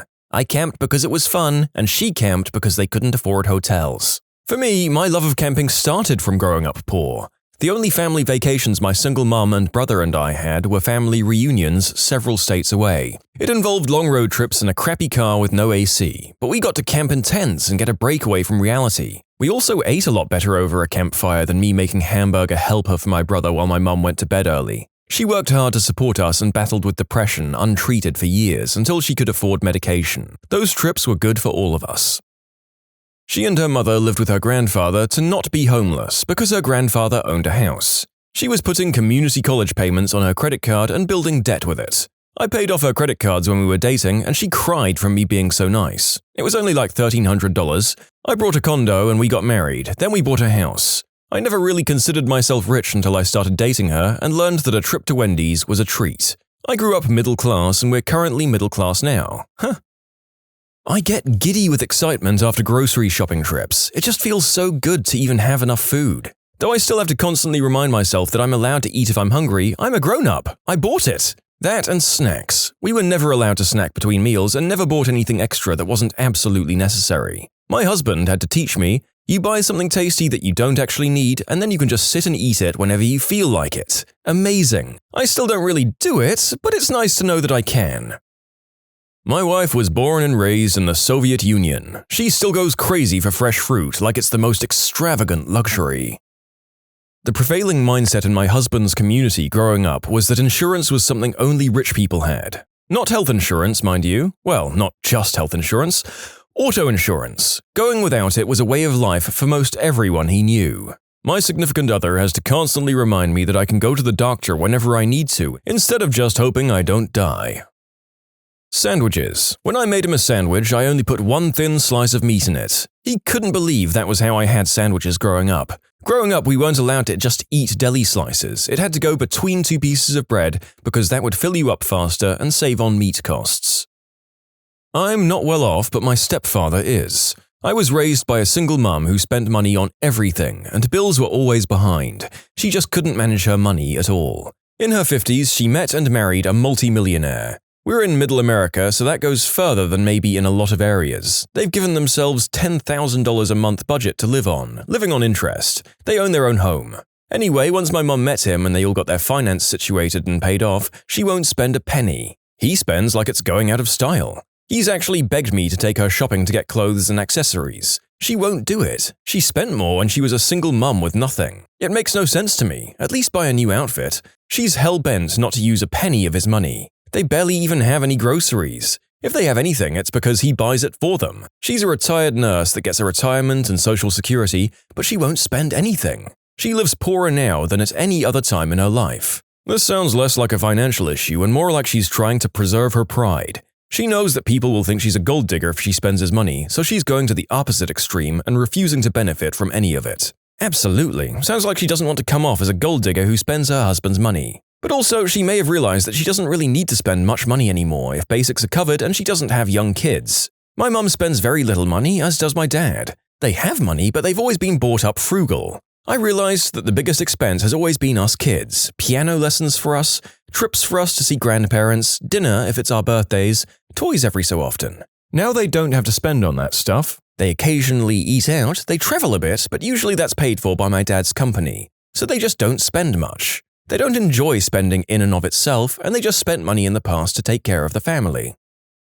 I didn't marry this woman, but when we started dating, she always just wanted to chill at my place, never hers, which was fine, but she gained 35 pounds in just like a few months of dating. She was 100 pounds when we started dating. Not that it was a bad thing. 1, I'm a chubby man, and 2, I was just glad she wasn't preggers. Anyway, turns out her family couldn't afford dinner sometimes, so suddenly she had a place to eat every night and gorged herself. I know 2 siblings who were starved by their dad for years until CPS took them away and placed them with their biological mother. From there, they gained at least 100 pounds respectively and will not stop gorging themselves on food. At first, I didn't understand, but now that I'm older, I know. Food scarcity is traumatizing.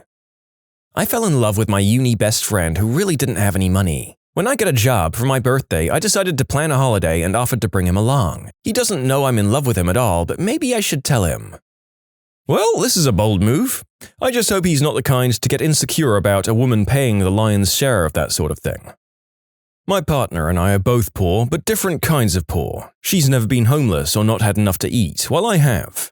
She's extremely frugal and hates buying anything we don't need. I feel a desperate need to stock up if we have any extra money, and it's a fight for me not to fill our house with canned and dry goods in case we don't have enough money to buy food next month for some reason. It makes no sense, but my instinct is to hoard food because there was just never enough of it around growing up.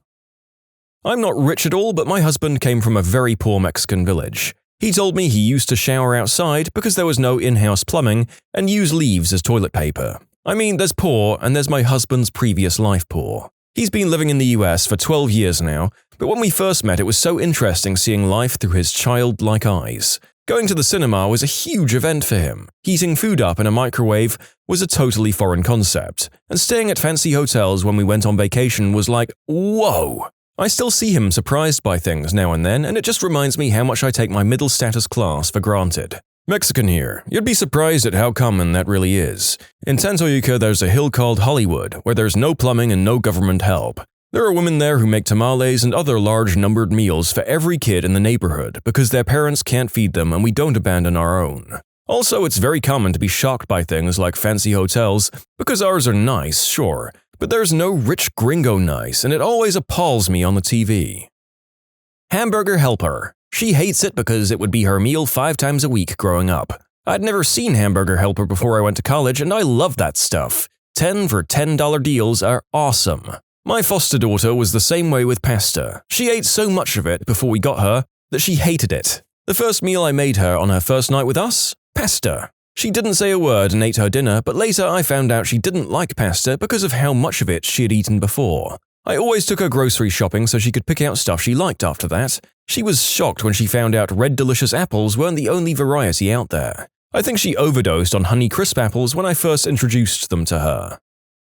My significant other said, "Today I made rent," meaning today I've earned enough or accumulated enough to pay the rent, and I realized that this is a monthly accomplishment to someone with no fixed income or salary.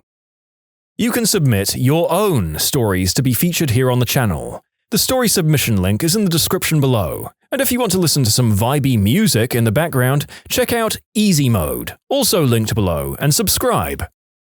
One of my exes could pull in a lot of money, easily twice or thrice what I could. He was so incredibly bad at saving this money, down to, say, setting himself up as a company to avoid paying higher rate of tax, but then paying a large amount each month to an accounting company to handle his taxes, which he'd do himself anyway because he didn't trust them to get it right. He'd pay for taxis from one end of the city to the other, or hire cars rather than use public transport. Flights cancelled? Book new ones. Never even bother to claim back on insurance. Buy a sports car? Wreck it? Sell it for scrap. He'd work contracts and then take time off work on his own startup, but spend every weekend just going out and buying substances and booze. Haha, money really means nothing to you, huh? But then when we became a long-term couple, I started to feel like his mother. Man, will you not just fill out the insurance paperwork? I had an ex that must have made 6 figures as a specialty electrician of some sort, but legitimately had no clue how much, because his work would pay for things for him. I have no idea how it all worked out, but his work paid for all of his lodging and reoccurring bills, cable, utilities, weekly maid service, so he had no idea how much any of that stuff costed. Even after that, he ate out, drank, and smoked constantly, had multiple state-of-the-art entertainment systems, played hockey, had Yankees season tickets, 10K plus, and kept envelopes of cash from cashed paychecks around his house. I asked once how he does his taxes. The company handled it. Oh, and he had multiple DUIs where he or the company paid for a lawyer and then did at least one of those rehab programs where you're monitored and substance tested constantly. I can't imagine any of that was cheap. My husband grew up in a family where they were comfortable but on a strict budget. 6 kids and mum on disability. My family had no budget. One day we were at the grocery store and he always insists on walking up and down every aisle. I finally lost it because he was taking so long and asked him why he did it. Growing up, we could only spend $100 a week on groceries for all of us. I always had to put what I wanted back because I couldn't afford it. Now I can afford whatever I like, so I just like to look at everything I could have. Took him 10 years to tell me this. I felt like a terrible person. I've had a few people write in that $100 a week is a huge budget and how is that a stretch? We live in a city with an extremely high cost of living. It's in the top 30 in the world. Getting a family of 4 fed for that much weekly would be a huge stretch here, and his family did an amazing job. Not rich per se, but with a partner who was raised by a teen mom and grew up poor. Sometimes I just want rice and vegetables for dinner, and that's a no from her. She won't go back to that life. My dad was the opposite, grew up poor and built a business up and ended up doing quite well. He still eats like there's only 25 cents in his checking account. Left alone, he would gladly eat ramen every day, and his go-to meal is rice porridge. We went to Osteria Francescana in Modena a few years ago, literally named the best restaurant in the world. We all went for the tasting menu, but he asked to order à la carte. And he wanted to order buttered fettuccine. He only agreed to the tasting menu when they insisted that the whole table had to do it if some of us were doing it. He'll even insist on eating things that have been burnt or drink milk that's just starting to turn. I was with a girl for a while who grew up in a pretty broken home. Still surprises me just how bad her spending habits are. She racks up credit card debt like it's nothing. She lived in the desert without air conditioning. The narrator would dearly love some context here. Did she grow up in the desert? Or was she choosing to live out there when there were better options available to save on cost of living? We've been long-term dating. She comes from a lower-income family than me. Pets.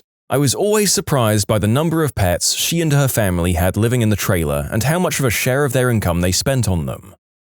My dad is a successful business owner now with several houses and multiple sources of income, but he grew up dirt poor when he had parents and became even poorer when he was out on his own at 14. Think sleeping on the floor of a gas station men's room poor. To this day, he'll take a small handful of cereal out of his bowl before he pours milk in and put it back in the box, so he'll always have some cereal for later. Over 40 years later, and the pain and worry of growing up poor without luxuries like breakfast cereal will still affect him. Growing up without money does crappy things to people.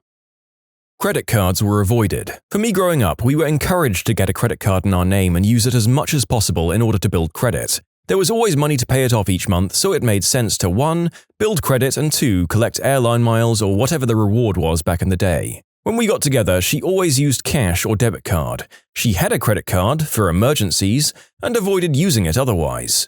It took a long time to get her over her aversion and skepticism. We were fortunate enough to have 2 good-paying jobs, though it also taught me a healthy appreciation for what it means to have a financial cushion.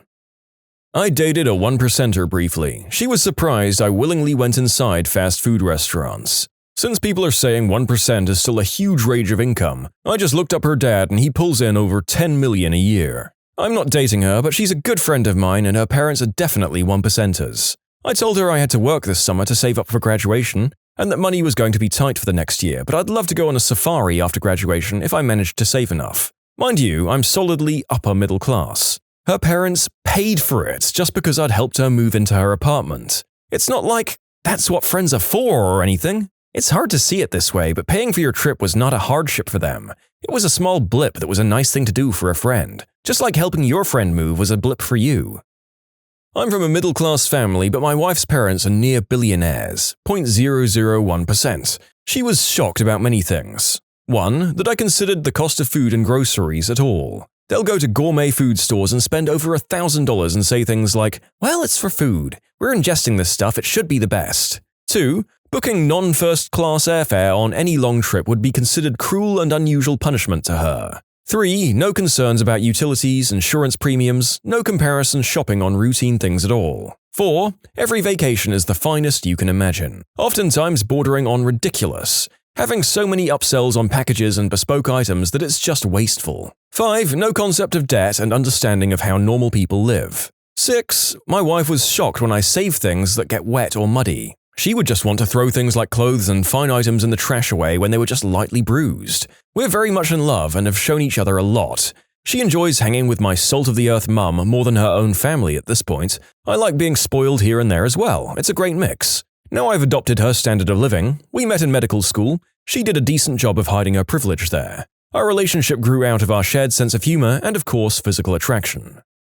Not super rich by any means, but my husband said he'll always be surprised by the following. How I lived off $13K in 2011. Resiliency to survive financially and pursue my dreams of being the first college graduate in my family. How I didn't know what spinach was or tasted like until our first few dates, in addition to a lot of other leafy greens. First real date in my 20s. We went to a steakhouse. When the waiter asked how I wanted my steak, I said cooked. Ha! Yikes. Didn't know there was any other way than how my dad cooked steaks. Cheap flat steaks topped with ketchup or ranch dressing. I was the poor one. It absolutely floored me how my wife acts when something broke like a car, appliance, clothes, etc. As a child living below the poverty line, replacing a tire or other necessities was a disaster, requiring tricky trade-offs in the budget or just plain acceptance of how boned you were. When my wife's phone broke, I went into full panic mode while she just shrugged and said, "We can just get a new one this afternoon." And then we did. I'm normally a Picasso, MacGyver of the duct tape and trash bag world. This skill helped me break into IT. Sadly, the phone was beyond repair. Trust me, if I could have fixed it, I would have. In my case, I'm from the wealthy family and my partner grew up poor. A couple of months ago, our new TV from a big box store broke suddenly. He bought the warranty, which I never do, I didn't think they worked, and he spent like 5 hours on the phone over 3 days and got us a replacement TV, which is not something I would have done or thought of doing, which makes me sound so spoiled, but I learned something for sure.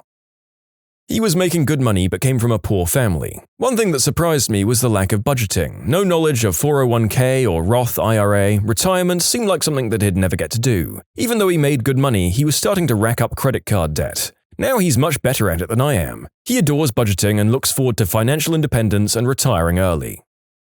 I'm from the poorer family. Not super poor, but my in-laws have a stupid amount of money, so by comparison, I'm very poor. But I think I can answer for her. We have 2 young kids, and my wife was shocked when I said we should look for clothes and toys for them at a local flea market and garage sales. The idea never occurred to her that we could save money by getting some gently used items. She'd never even been to a garage sale in her life. She's grown to love them and now questions whether it's worth to buy any item new or not before running to Amazon or a store. Her parents think it's disgusting we make our kids wear clothes that another child had before, but they don't pay my bills. She wouldn't waste any food ever. We went through a few rounds of her getting sick from eating month-old muffins and similar before I convinced her it was okay to toss old food and go shopping. My wife genuinely thought, and her family still does, that there's some direct relationship between someone's net worth and the labels they purchase. If someone doesn't have a Gucci bag or a Rolex watch, why, it's because they can't afford it. My wife was astonished when I first told her that people exist that are ultra-wealthy and yet drive old cars and wear clothes without labels. When did you realize that HR was definitely not your friend? Got pulled into a meeting with 2 HR reps in the middle of my shift. Taken to this really nice boardroom, which was confusing because I was just a grunt, and this is literally floors above where I should ever be. They sat me down and basically said, "What do you have to say for yourself?" Me, still confused, tells them I have no idea what they're talking about. Everyone was really quiet and serious, and I'm scared out of my mind. And they say, "You know what you did. This is cause for termination, blah blah blah." I'm literally thinking this is really excessive for being a few minutes late sometimes. I insist I don't know what's going on. One of them maybe realized something was wrong and flips open a file and says, "You're XX, right?" Turns out they got me mixed up with someone else who has the same name. On the elevator ride down by myself, I was still sweating. Don't know what that other person did, but man, HR does not play. Oh yeah, and nobody said sorry. I should add, this is Canada, where we have a special sorry law where saying sorry doesn't constitute admission of guilt because we all say it so much, so they totally could have apologized. I had the Air Force Office of Special Investigations do that crap to me back in like 2002 or so. I got told the OSI called and wanted me to go over to their office. I got interrogated for about 10 minutes, them accusing me of doing white snow and hanging out with some other guy I barely knew. After me arguing with them for those 10 minutes or so, they finally said, "Aren't you this airman?" He had a super common last name, and I was like, "Yeah, but there's multiple airmen with that last name in my shop alone." Yeah. Turns out they meant a different person completely. They saw my last name and never checked my ID or asked my first name. I had to get right into the investigation because they messed up. I went to HR to report that my team's manager was illegally shorting all of our paychecks. HR's response was to adopt a new company-wide policy addressing the paycheck issue and backpaying most people for a certain amount, and also to frame me for work avoidance. HR and IT disabled part of my login account to a tool we used, and then fired me a few months later after failing to fix the problem and allowing me to actually do my job. They tried to deny my unemployment claim afterwards, told unemployment rep that they had logs showing that I did something to break the tool I don't even have access to break in the first place. They also didn't think to disable my email address in a timely manner, so I was able to back up all of my emails with IT documenting exactly what went down. Unemployment approved my claim and hit them with a major penalty to their insurance. This entire thread will likely hammer home something that I've said in an earlier video. HR is there to defend the company from unnecessary damage from its personnel. Whether the best way to do that is removing you or the person you have a grievance with is more important than any actual justice. I work in Sweden. I had a friend recruited to an identical position as mine. I had to tutor him for a year, given that I have more work-life experience for that gig. He came in earning €1,000 a month more than I did. When time came for salary discussions for me, I used this example and my manager tried to pass that along to at least align my salary. The HR partner responded that they didn't want to make that drastic raise because, and I quote, "there might come a time where he and me wouldn't do the same things as now, and if that happens, we can't downgrade his pay, and he would therefore be overpaid. This is because 2 other team members had been demoted and now make manager pay for less work. We do the same job, but they make double of what I do. I got a minor raise that year due to my boss asking the other team members to give up a small share of their annual raises to be able to align my salary. Quite insane that they actually had to do that. Still not anywhere close to being aligned. On Monday comes this year's salary discussion. The madness is to be continued. Delivery-wise, I perform better than they do. They're 10 and 20 years older than me. The friend I mentioned is 1 year younger than me. HR ordered me to downgrade my 3 excellent employee reviews to satisfactory because management didn't recognize their names. I got written up for telling my employees this. HR denied that they told me anything, even though I had the emails from them documenting it. Totally worth it. My employees were excellent and got the raises they deserved. I saw a similar situation. The company has a policy where 10% of the workers had to get bad performance reviews, which meant no raise for that year. What the company didn't take into account is that some teams are small and hyper-specialized. You can imagine what happened next.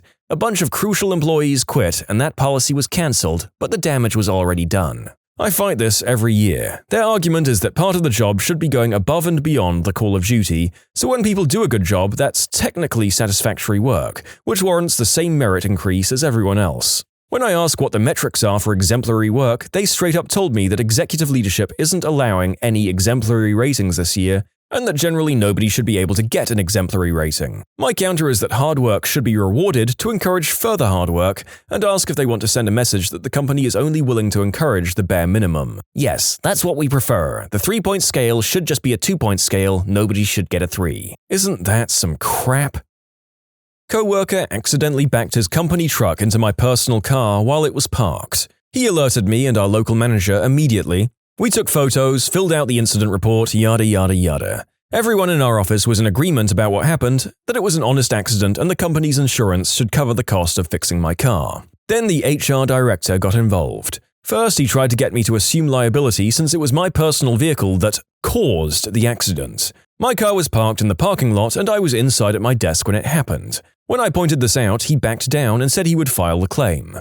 Next, I got a call from a hostile insurance adjuster from my company's insurance demanding that I provide my insurance information or they'd be pursuing legal action. It turns out the HR director had filed the claim saying that I'd run into the parked work truck with my car and tried to flee the scene, but was witnessed by a coworker who reported me. I informed the adjuster what had actually happened and emailed her the photos and signed incident reports and witness statements that we'd filled out, and she changed her tune pretty quickly and said she'd get back to me. The next day, I get a settled agreement from HR asking me to accept $1,100 for repairs and to sign a form releasing the company from further responsibility. I'd only just dropped my car off at the body shop and hadn't even gotten the estimate back yet. I declined and was told that I either had to accept their offer or be out of luck. At this point, I reached out to my own insurance and told them what happened. As I went through the sequence of events, I could hear my agent getting almost giddy about the blatantly illegal tactics HR had tried on me. In the end, they processed my claim and pursued my own company's insurance through subrogation. He also mentioned that they would probably be seeking additional damages due to falsification of statements in the initial claim. You don't F with USAA. In the end, the damage ended up costing over $4,000 to fix, but I didn't have to pay a cent, not even my deductible. I don't know if the HR director experienced any consequences, but there was a comment in our finance VP's year-end report about needing to reduce extraneous costs due to reporting delays and inaccuracies in liability claims. The HR payroll manager at a small hospital I worked at had a bad habit of not paying the sign-on bonus that was paid out incrementally in 3 payments through the course of a year, and sign-on bonuses for picking up extra shifts. After repeated requests to be belatedly compensated, I took it to corporate, who addressed my issue immediately. A couple of weeks later, I was terminated on what amounted to a technicality where I forgot my badge one shift, and my relief was late to take over sitting with a patient, causing me to receive more points against me than if I'd called out for that shift. When I was called in to receive my notification, the director of nursing was shocked, but ultimately there wasn't much she could do. I'll revise my earlier statement. 90% of HR's job is controlling damage to the company. The other 10% is dishing out vengeance when they're brought to task for their evil behavior. Overall, I've been able to get along with HR departments with one exception. I was working a help desk job for a company during college, and the head of HR called in for help.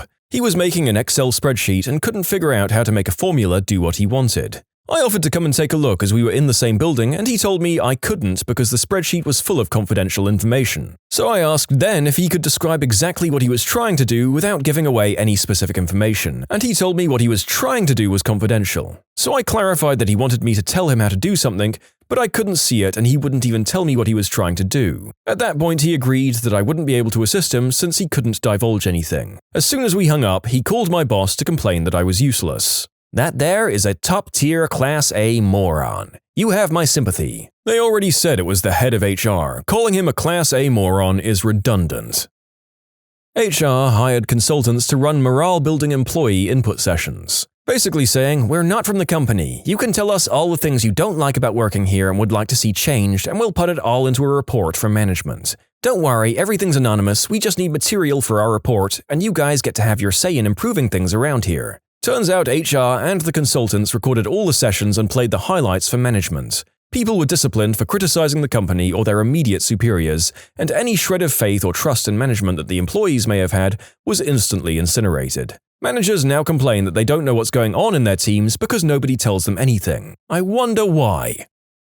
I worked at a smallish company that grew big enough to hire an HR person. Her office was down from mine, so in the mornings I'd swing by and say hi. That turned into grabbing a cup of coffee together, then into having a pastry and talking about life. I found that if I mentioned someone's name in passing, a few minutes later she would spill the beans about that person's life. What work issues they had, health issues, family issues, and other things. I learned really quick any issues I had not to take them to her. She made it about 6 months before she got fired. Damn, this was like the HR supervisor of my former company. She didn't have any formal training in HR but still got the job because of connections. She'd tell anyone she was close to confidential details about certain employees like their health and family issues. She would also divulge information that only the management should know, like business negotiations, and it was all voluntarily done. Anyone with formal training who worked under her never lasted a year. Last I heard, they finally hired an HR manager she would report to.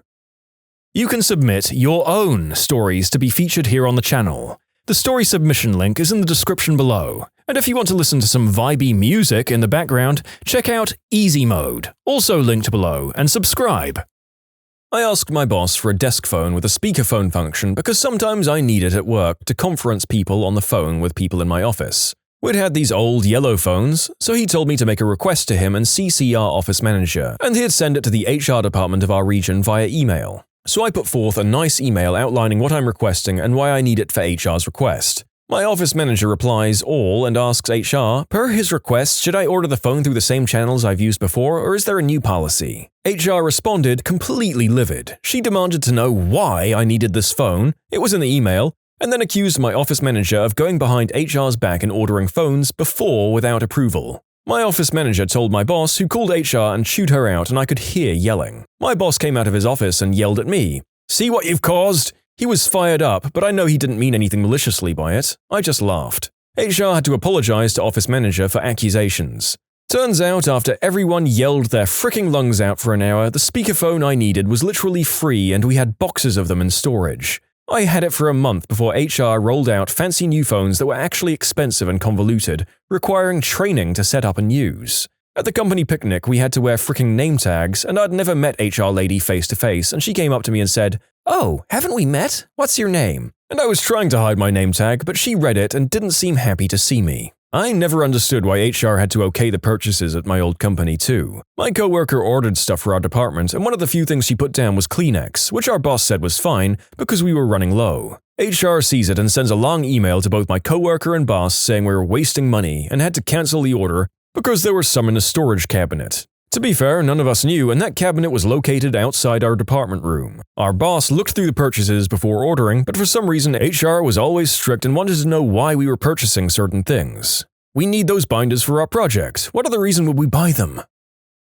And my last real job before striking out on my own, I had an exit interview with the HR lady, who was actually just someone who was friends with the company president, who was filling in because the actual HR lady with a degree in HR and everything quit. A lot of people at this place quit, actually. It was a terrible place to work with out-of-touch management and delusions of grandeur limping along building websites for a business niche that was mostly old people who thought the internet was magic. During the exit interview, she asked why I was leaving. I told her I liked my co-workers a lot but hated the company. She got this exasperated look and got genuinely upset and told me she had been getting that same line from everyone else who quit and had their exit interview recently. It boggled my mind that they could hear the same thing over and over again from so many people putting in their time until they could go on to something better and not stop to think that they should change something.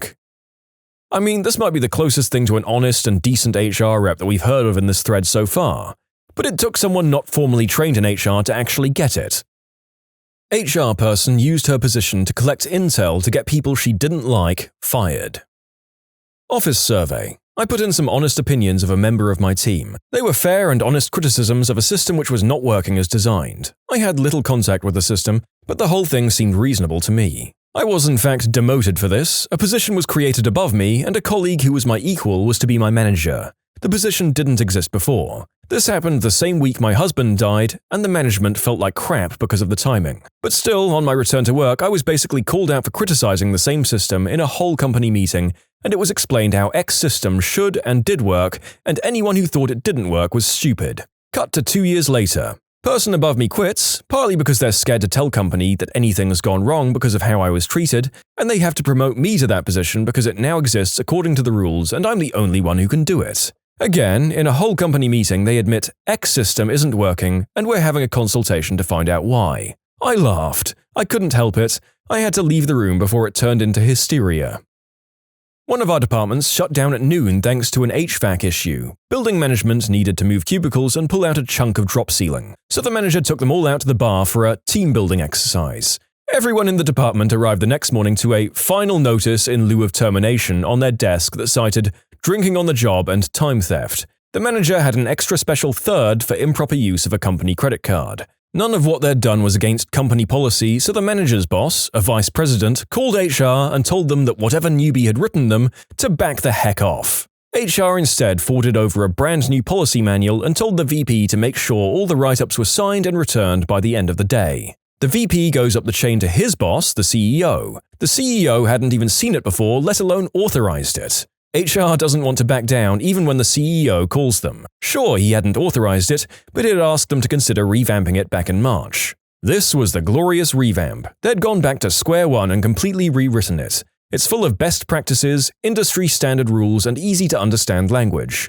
Oh, and they'd been enforcing it since May, so it would probably be best for him to just sign off on it, and any concerns he found could be incorporated in a future revision. Yeah, no. The CEO didn't make it past the first page before finding a contract law violation. Page 3 had a federal labor law violation, page 4 would make the NLRB angry, and the section on PTO would get them sued 6 ways to Sunday. The head of the HR was asked to resign. When she refused, she was fired. Okay, this lady is a champion of the worst kind. Fires a whole department without approval, fights VP, fights the CEO, gets asked to resign, says F you, I'm staying, and then gets fired. No fear at any single point. After 4 years on the job, I was given a first and final warning for asking why the heck HR was behind a locked door and now dominated over half the first floor, filled with new furniture that was unused after 6 months. Meanwhile, my chair was taken by another employee and I was told to use the chair without padding. An executive from another department heard my complaint, stole one of the unused chairs from the HR expansion and gave it to me, explaining that if I'd done it, I'd have been fired. She did it, daring them to fire her. Good on the exec. After doing this entire thread, I'm beginning to feel like Michael Scott was completely justified in his mistreatment of Toby Flenderson in The Office. Obviously, there are probably HR reps who are fine, but if the only way to care for your employees is to fight the people who claim they look after them, broken system. Not HR, but heed my warning, don't type anything into your work computer that you wouldn't say directly to your company's HR person's face. I've seen people had cases built against them for poor work and ultimately fired for the crap they say over Skype. I work in a mobile environment and have a company-issued tablet, and I bring my own tablet to work too. Why? Because company stuff stays on a company tablet and personal stuff on my own tablet. I don't even check personal emails with my company tablet. It's like in TV shows when the company goes through company emails and they see all the crap people have said about them or management through company emails. I've seen enough comments on Reddit of that happening, and I always ask, who the frick talks shot about a company on company email? I worked in a warehouse that regularly concealed the shipping of dangerous goods to save money. This went on for years. As time went on, I bubbled up through the ranks and was eventually made manager of the warehouse. I outright refused to ship anything anywhere until we started to claim our dangerous goods shipments properly. Their solution? The boss started to sign his name instead. This went on for a few weeks until HR found out. They obviously knew how much trouble the president could have got into. So next time a shipment had to go out, they got the newest guy in the warehouse to start signing his name instead, claiming they were training him how to do paperwork, but the poor kid had no idea. So when the driver showed up to pick up his shipment, I told him that there were a bunch of dangerous substances concealed in the shipment. So he refused it and left. I got told later that my actions were damaging to the company image and it had to stop. I told HR exactly what was going on and how I would not be a part of it. Less than a week after that, I was removed from my position due to company restructuring and laid off. Some of the most crooked crap I've ever seen. My rough estimates ballpark the money they saved at about $250,000 per year. Scumbags, the whole family. I reported inappropriate advances to HR at a large international company when I was 21. They notified my harasser, an older VP, before I'd even made it back to my desk. I was fired a few days later despite an excellent performance review the week before he propositioned me. Upon giving 2 weeks' notice, I got this stupid rant about millennial snowflakes, how we can't take the stress of a real job, and how we think we're so important and unique. But in reality, the only thing that would happen is that they'd find another engineer to fill in for me, and things would be like I never existed. After the initial shock, I replied with, "You're absolutely correct. Me staying on or not is meaningless. Consider my resignation immediate from this moment. Please give me the paperwork to sign." A skilled nursing facility I worked at got bought out by another company. New management comes in and starts cracking the whip and basically doing everything they can to decrease morale. What happens is predictable. People that have been employed in the building for 20 years start quitting left and right. Patient ratios start going up while more work is required. They lose so much staff that they resort to using a medical staffing agency, and the place has about half the staff on payroll to actually function independently. That management team has all left, but the effects are still withstanding. HR was the boss's sister, and the boss was a narcissist. The sister and HR had very little actual life experience because they both came from a big pharma family and never had a sense of what working a real job was like. The boss could do no wrong in his sister's eyes, so complaining about anything just got you gaslit. I'm glad I'm not there anymore. During an exit interview with my last job, HR asked me where I was going to go next. HR, so what's the name of the company you're moving to next? I'm not really comfortable disclosing that. Are you sure? It would really help us out. I'd rather not say. It's company policy that you need to tell us. I said no, and if you continue further, you'll be hearing from my lawyer. They gave me the shocked Pikachu face. I told my old boss this after I left, and he was absolutely shocked. HR have no right to know anything about the next place you're moving to. It's literally none of their business, but they tried to press it out of me anyway. More than likely to call them up and talk crap about me. What was the scariest, creepiest, or most unsettling experience of your life? 15 years old. I'd just got home from work, so I went to my bedroom to change out of my work clothes and get ready for bed. I'm in the middle of undressing when I look to my bedroom window to catch my reflection, and I see a man's face. I drop to the floor and turn off the lights, scrambling to get dressed, still watching the window. The face is gone, but I'm still watching. Then, a freaking camera. No face, just a camera pointed at me sitting on the floor. I bolt from my room and tell my mum and brother. My brother went outside and our ladder from the backyard was just laying there, but nobody around. Couldn't sleep for a year after that, just stared at that window. Haven't thought about this in years until now. When I was around 16, my rapidly growing family finally moved from the house I'd spent my entire life in.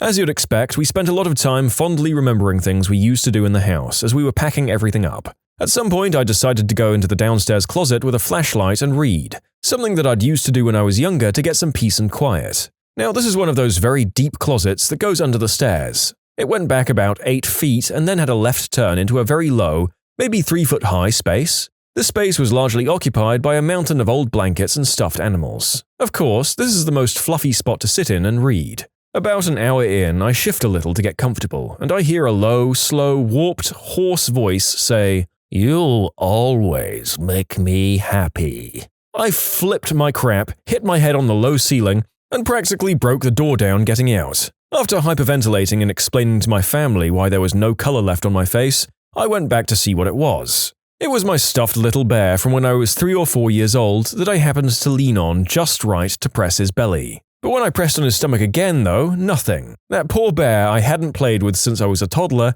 used the last of its power, used its dying breath to tell me I made it happy. You make me happy too, little bear, when you're not making me wet my pants.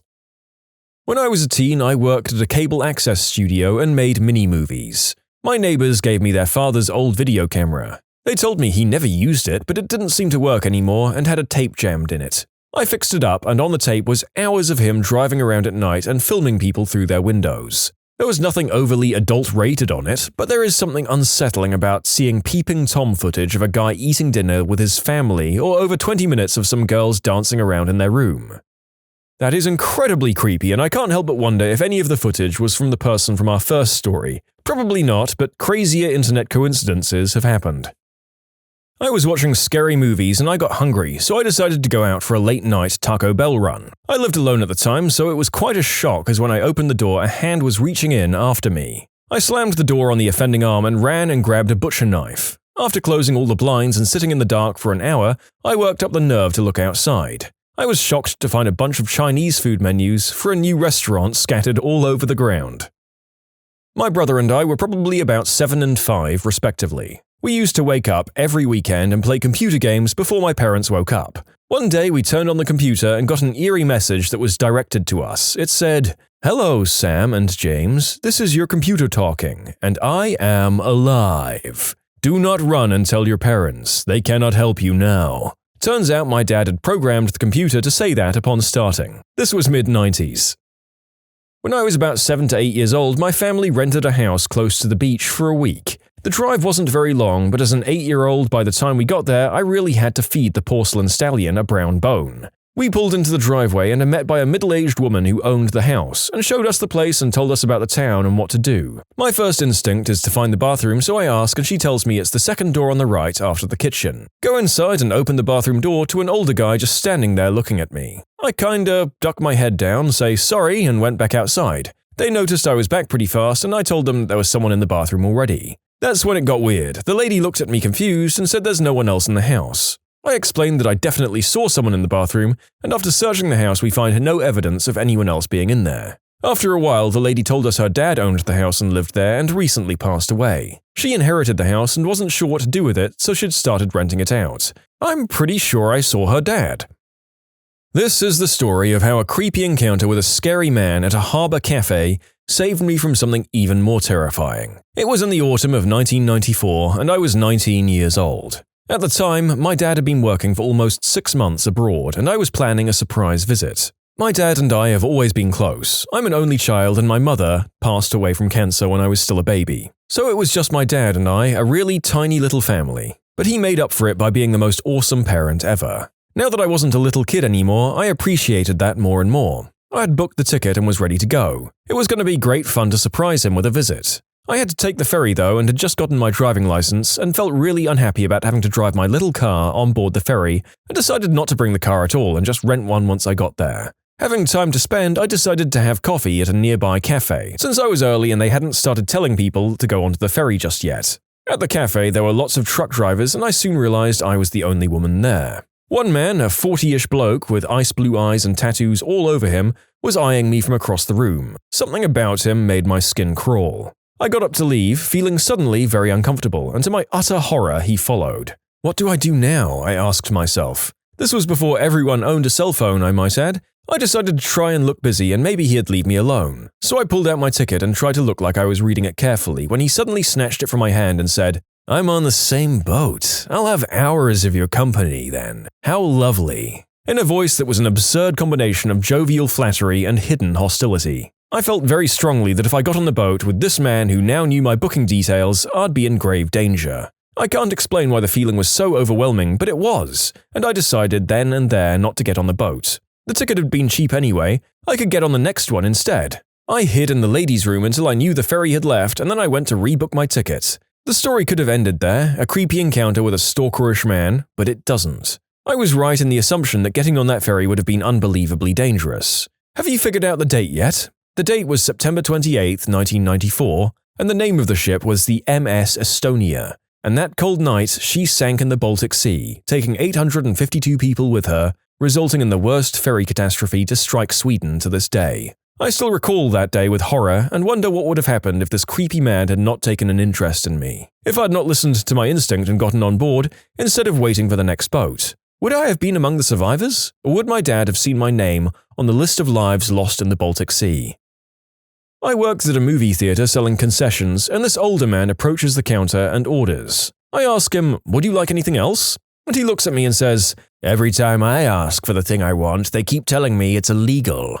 I'm quite creeped out by this guy, so I just sort of chuckle, and then he proceeds to ask me, "Do you want to know what I ask?" Working in concessions, part of the job is making the moviegoers feel welcome, so I say, "Sure." And then what he says to me was the most disturbing thing I've ever heard. He says, "You wouldn't have any young girls in the back over there locked up for me," he said as he's pointing to the closet. He then continued, "Because that's all I really want, a young girl. I mean, I wish I could just bring them back here and you'd keep them locked up so I could just pick them up whenever I wanted.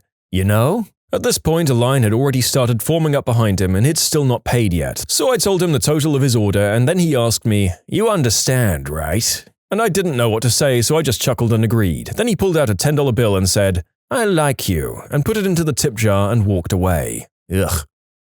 Not to me, but to my sister. She and her first husband had just had their first child a few months prior. My brother-in-law was working the graveyard shift at his job as my sister stayed home taking care of my nephew. Around 2 a.m. she heard loud knocking on her back door. She went to go check it out and saw a lady banging on the door asking for my sister to let her in. The lady told my sister that her husband had just beaten her down the street and was looking for her. My sister was hesitant to let her in since she had a newborn in the house and didn't want to interfere. She told the lady that the best she could do was call the police for her. The lady told my sister to not call the police and to let her in. This is where my sister got suspicious. She went to get her phone and called 911. When she went to the back door, the lady was gone. The police arrived a few minutes later and they told my sister that the same situation happened a few streets down. Apparently, the couple would do this act to get into people's homes. I'm sure this is very common, but having it almost happen to my sister and nephew just creeps me out.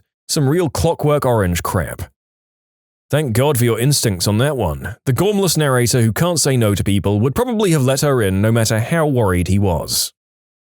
Cop here. I've posted this story before, so it might sound familiar. I was dispatched to a house at about 1 a.m. for a prowler. We get there and talk to the residents. Long story short, they saw two people wearing masks, one Jason-style hockey mask, and I don't remember the other. They'd seen them in the yard across the street. It was about 2 weeks past Halloween, so it seemed believable. We check the area and don't see anything. 10 to 8. It's worth noting the residents don't seem drunk or high or crazy at all. A few times you'll get a similar call and get there to find the resident is strung out on crystal and seeing things. However, back to the story. An hour later we get called back. This time we have our dispatcher on the phone with them while we're surrounding the area. We, about 5 of us, are in a perfect position and dispatch tells us they can see the prowlers in the next yard. We start to move in. Dispatch says the residents saw the two prowlers wave and move into the shed. Guess where I am? That's right, next to the shed. I give verbal commands, bang on the door, and nothing. Screw it, fine. I'll come in after you. Doors open, and empty. I even think to check for a trap door. Nothing. It's raised about 4 inches, so there isn't even a possibility of a door leading out. Again, check the area and find nothing. I talk to the residents. They said as I was moving in on the shed, the two put their fingers to their lips, giving the shush sign, and then they both waved. They moved into the shed as I was next to it. We went over every possibility trying to come up with an explanation. If the caller was just messing with us, they had no prior history of it, as in repeated calls for service at the address. I'm not much of a believer in paranormal stuff, but I can still appreciate a situation where I can't logically explain what just happened. You can submit your own stories to be featured here on the channel. The story submission link is in the description below. And if you want to listen to some vibey music in the background, check out easymode, also linked below, and subscribe. One night about 10 months ago, there was a pretty heavy snowstorm in my area. All of the roads were closed and a curfew was issued for everyone except emergency medical personnel. I'd been shoveling snow for most of the day and was dead tired come nightfall. Didn't have energy to do much of anything besides eat dinner and lay down. I fire up some OG Star Trek and begin to doze off. A couple of hours later, around 1 a.m., I hear the sound of a door rattling and a slight whisper saying my name. I sit up a bit and realize it's coming from my parents' room, becoming fainter with the passing time. After 10 minutes or so, I gather up the courage to see what the heck is going on. Crappy folding knife in hand, I peek out into the hallway and I don't see anything. The noise is still coming from the room next door, the rattling becoming more rushed as I approach. Cautiously, I open the door and sneak inside. It's pitch black and I can't see anything. My eyes are taking entirely too long to adjust to the darkness. I'm shuffling forward and all of a sudden, something grabs and pulls on my leg. At this point, I was so freaked out I jumped back. As the whispers continued, I recognized my dad's voice. He was asking me for help. He had a stroke while walking to use the bathroom around 1 a.m. that night. After he fell, he was able to use his left foot to rattle the door to his bathroom. My mum fell asleep on the couch in the living room and wasn't around to help or hear. I was able to grab the house phone and call 911, and despite the weather, the police and an ambulance arrived within 10 minutes. That was the scariest night of my life. The doctors told us there wasn't much hope for my dad before going into surgery since he had had a hemorrhagic stroke and there was a massive amount of internal bleeding. Fast forward 10 months and my old man is cognitively the same, just paralyzed on his right side. He had every infection under the sun while in hospital, but he staved them off and is still with us today. He was my best friend before the incident and my hero after. In conclusion, heard some rattling and whispers, freaked out, found my dad lying on the ground after a massive stroke. I was visiting my hometown and decided to pick up my old high school friend from his house and take him to dinner and a drink to catch up. He's kind of stressed and tells me that his ex, with whom he'd broken up with over 2 years prior, has been stalking him and harassing him. I drove him home afterwards and it starts to drizzle. As I drop him off at his house, the neighborhood was dark and quiet by now, we both notice a bag tied to my side view mirror. It was likely attached when we were at the restaurant. We open it to see a poorly taken photo of a tree taken at night with a flash. There was a brief letter, obviously written from his ex, that said, "I buried our first love letter under this tree 3 years ago. This tree is growing from our love." I made sure my friend got into his house all right and got the heck out of there. When I was 16 in the mid-90s, aka the "I know everything, I'm invincible and you can't stop me" age, I got in a fight with an acquaintance while a whole bunch of us were hanging out at his house. Stupid fight, can't remember what it was about, but decided, screw it, I was going home. I lived about 5 miles away, but I didn't have a car, and since it was 2 a.m., there were no buses. I was going to walk home. In the middle of the night through a not as safe as it seems neighborhood as a tiny 16-year-old girl. So I did. I think in hindsight, my friends either didn't believe I was going to do it or were too startled by the sudden argument to realize what I was doing. I left the house and started hoofing it. About a mile out, the suburban housing neighborhood melted into a main street with highway access. I started to notice a grayish minivan following me. It would follow me, pass me, turn a corner, and about 3 blocks later, it would do the same thing. I mean, really obvious what it was doing. I crossed over to the other side of the street, so I was walking the opposite of the traffic flow, and thus no car could come up behind me. I kept doing it on the other side of the street. About a mile later, there was a 24-hour Fred Meyer, West Coast USA chain grocery and all-purpose night store. Its lights were bright, but parking lot empty-ish. I immediately crossed the parking lot and went to head inside. Just before I got to the doors, the minivan that had been following me pulled up into one of the parking spots. A guy called out from the driver's side and said, "I don't want you to walk over here, just stay there and listen. I just wanted to let you know what I was doing. I saw you walking a while back, but I also saw a dark car that was following you. A couple of times you went to turn around or stopped, so it started following you down a parallel side street. When I saw it, I started to follow you both just to make sure you were safe. Go inside the store and call someone to pick you up, please. I haven't seen the car since you headed across the lot." He waited until I was inside the store and then pulled away. I didn't have anyone to call, so I just let the night cashier know what was going on, and I hung out with her for about an hour and a half. Then I finished the walk home. I've never forgotten the incident or that man, whoever he was. During the walk, I never saw the dark car he mentioned, but I've always been convinced he saved my life that night. I like to think that in this scary night there was a comical situation of the van driver and the dark car driver seeing each other, thinking the other car was shady, and being equally protective about the kid in question, until the dark car driver lost track of them. Not as scary as the others, but it creeped me out nonetheless. I was out of town on business, and my security camera went off in the middle of the night. I checked it and I saw a blurry white light moving erratically in my room. Now, I'm half asleep in the hotel hundreds of miles away from home and I don't believe in ghosts, so my first thought was that someone was shining a flashlight into the house to case it. Not knowing what else to do and not wanting to call the police and look foolish, I used the two-way sound on the camera to yell, "Get the F away from my house, I'm calling the police." The moving light didn't seem to react to that, so I just sat there, in my hotel room, watching it until it stopped. The next night it happened again. And the next. I've shown the footage to my colleagues and they're convinced I have a ghost. I asked the pet sitter to look around the house for prints in the snow and they found nothing. I finally got home and nothing is out of place, but now I realize that I have to sleep in this house with the weird moving light. So when the sun went down, I was desperately trying to figure out what it was. 2 days later, I did. This is kind of hard to explain, but bear with me. This was a very bad winter and I'd taken the internet's advice and thrown pantyhose filled with rock salt up into my gutters to prevent ice dams. The string hanging down from one of them had an ice crystal in it. So that little ice crystal was blowing in the breeze and reflecting the driveway lights back into the house. So, absolutely not creepy at all, but when you're away from home and see a floating orb in your house, it will give you the willies for sure. Back when I worked night shift as a security guard, I'd experienced mild hallucinations due to my poor sleep schedule. I was doing my patrol and I was feeling particularly out of it, so I kept getting those flashes of movement in the corner of my eye. But I was convinced it was just my brain messing up. At the site I was working, there's a large warehouse filled with chemical waste that has only one light on in it. As I'm going along, I see a pale shape on the ground and quickly recognize it as a body. My adrenaline spikes and I nearly pass out. Upon closer inspection, it turned out to be a CPR dummy the workers left out for training.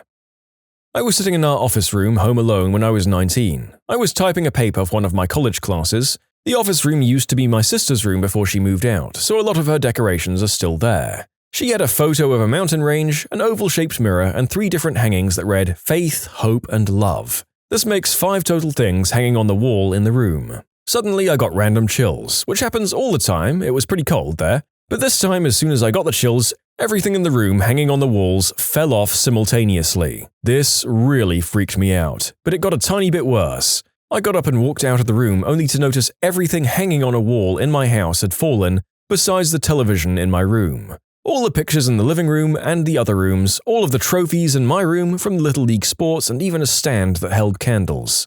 I wasn't sure what to do. I picked up all the stuff and hung it back up, which actually took me around 15 to 20 minutes. Then I drove to campus to finish my paper. Never told my parents. It's also worth mentioning this happened around noon on a sunny day 3 winters ago. On our way to a camping trip, I passed by an old painted-up car with decorations of Muppets and stuff on it. Obviously owned by a crazy person who couldn't drive over 50 miles per hour. Without stopping, we then passed the same car 40 minutes later. I work for an engineering college and frequently have to go up to the industrial floor to find old projects and materials that had been stored years ago. This is the floor with the HVAC unit, steam pipes and stuff, and is not very well lit in the evening. The year before I'd started working there, it was discovered that a homeless man had broken in and had been living up there. The cops had to be called because he had some kind of mental instability and kept coming back. Fast forward 2 years later and I'm up there looking for some pressure gauges when I see one of the fluorescent lights begin to flicker. My attention is drawn to that area where I see the silhouettes of a body laying on the floor in the most uncomfortable position, and another one crouched in the corner against the wall. I nearly crapped my pants before booking it in the other direction, but then the light came back on and I saw it was 2 test dummies that the mechanical engineers must have stored there recently. I keep a length of pipe with me every time I go up there now. What is the weirdest conversation a waiter overheard while serving a table?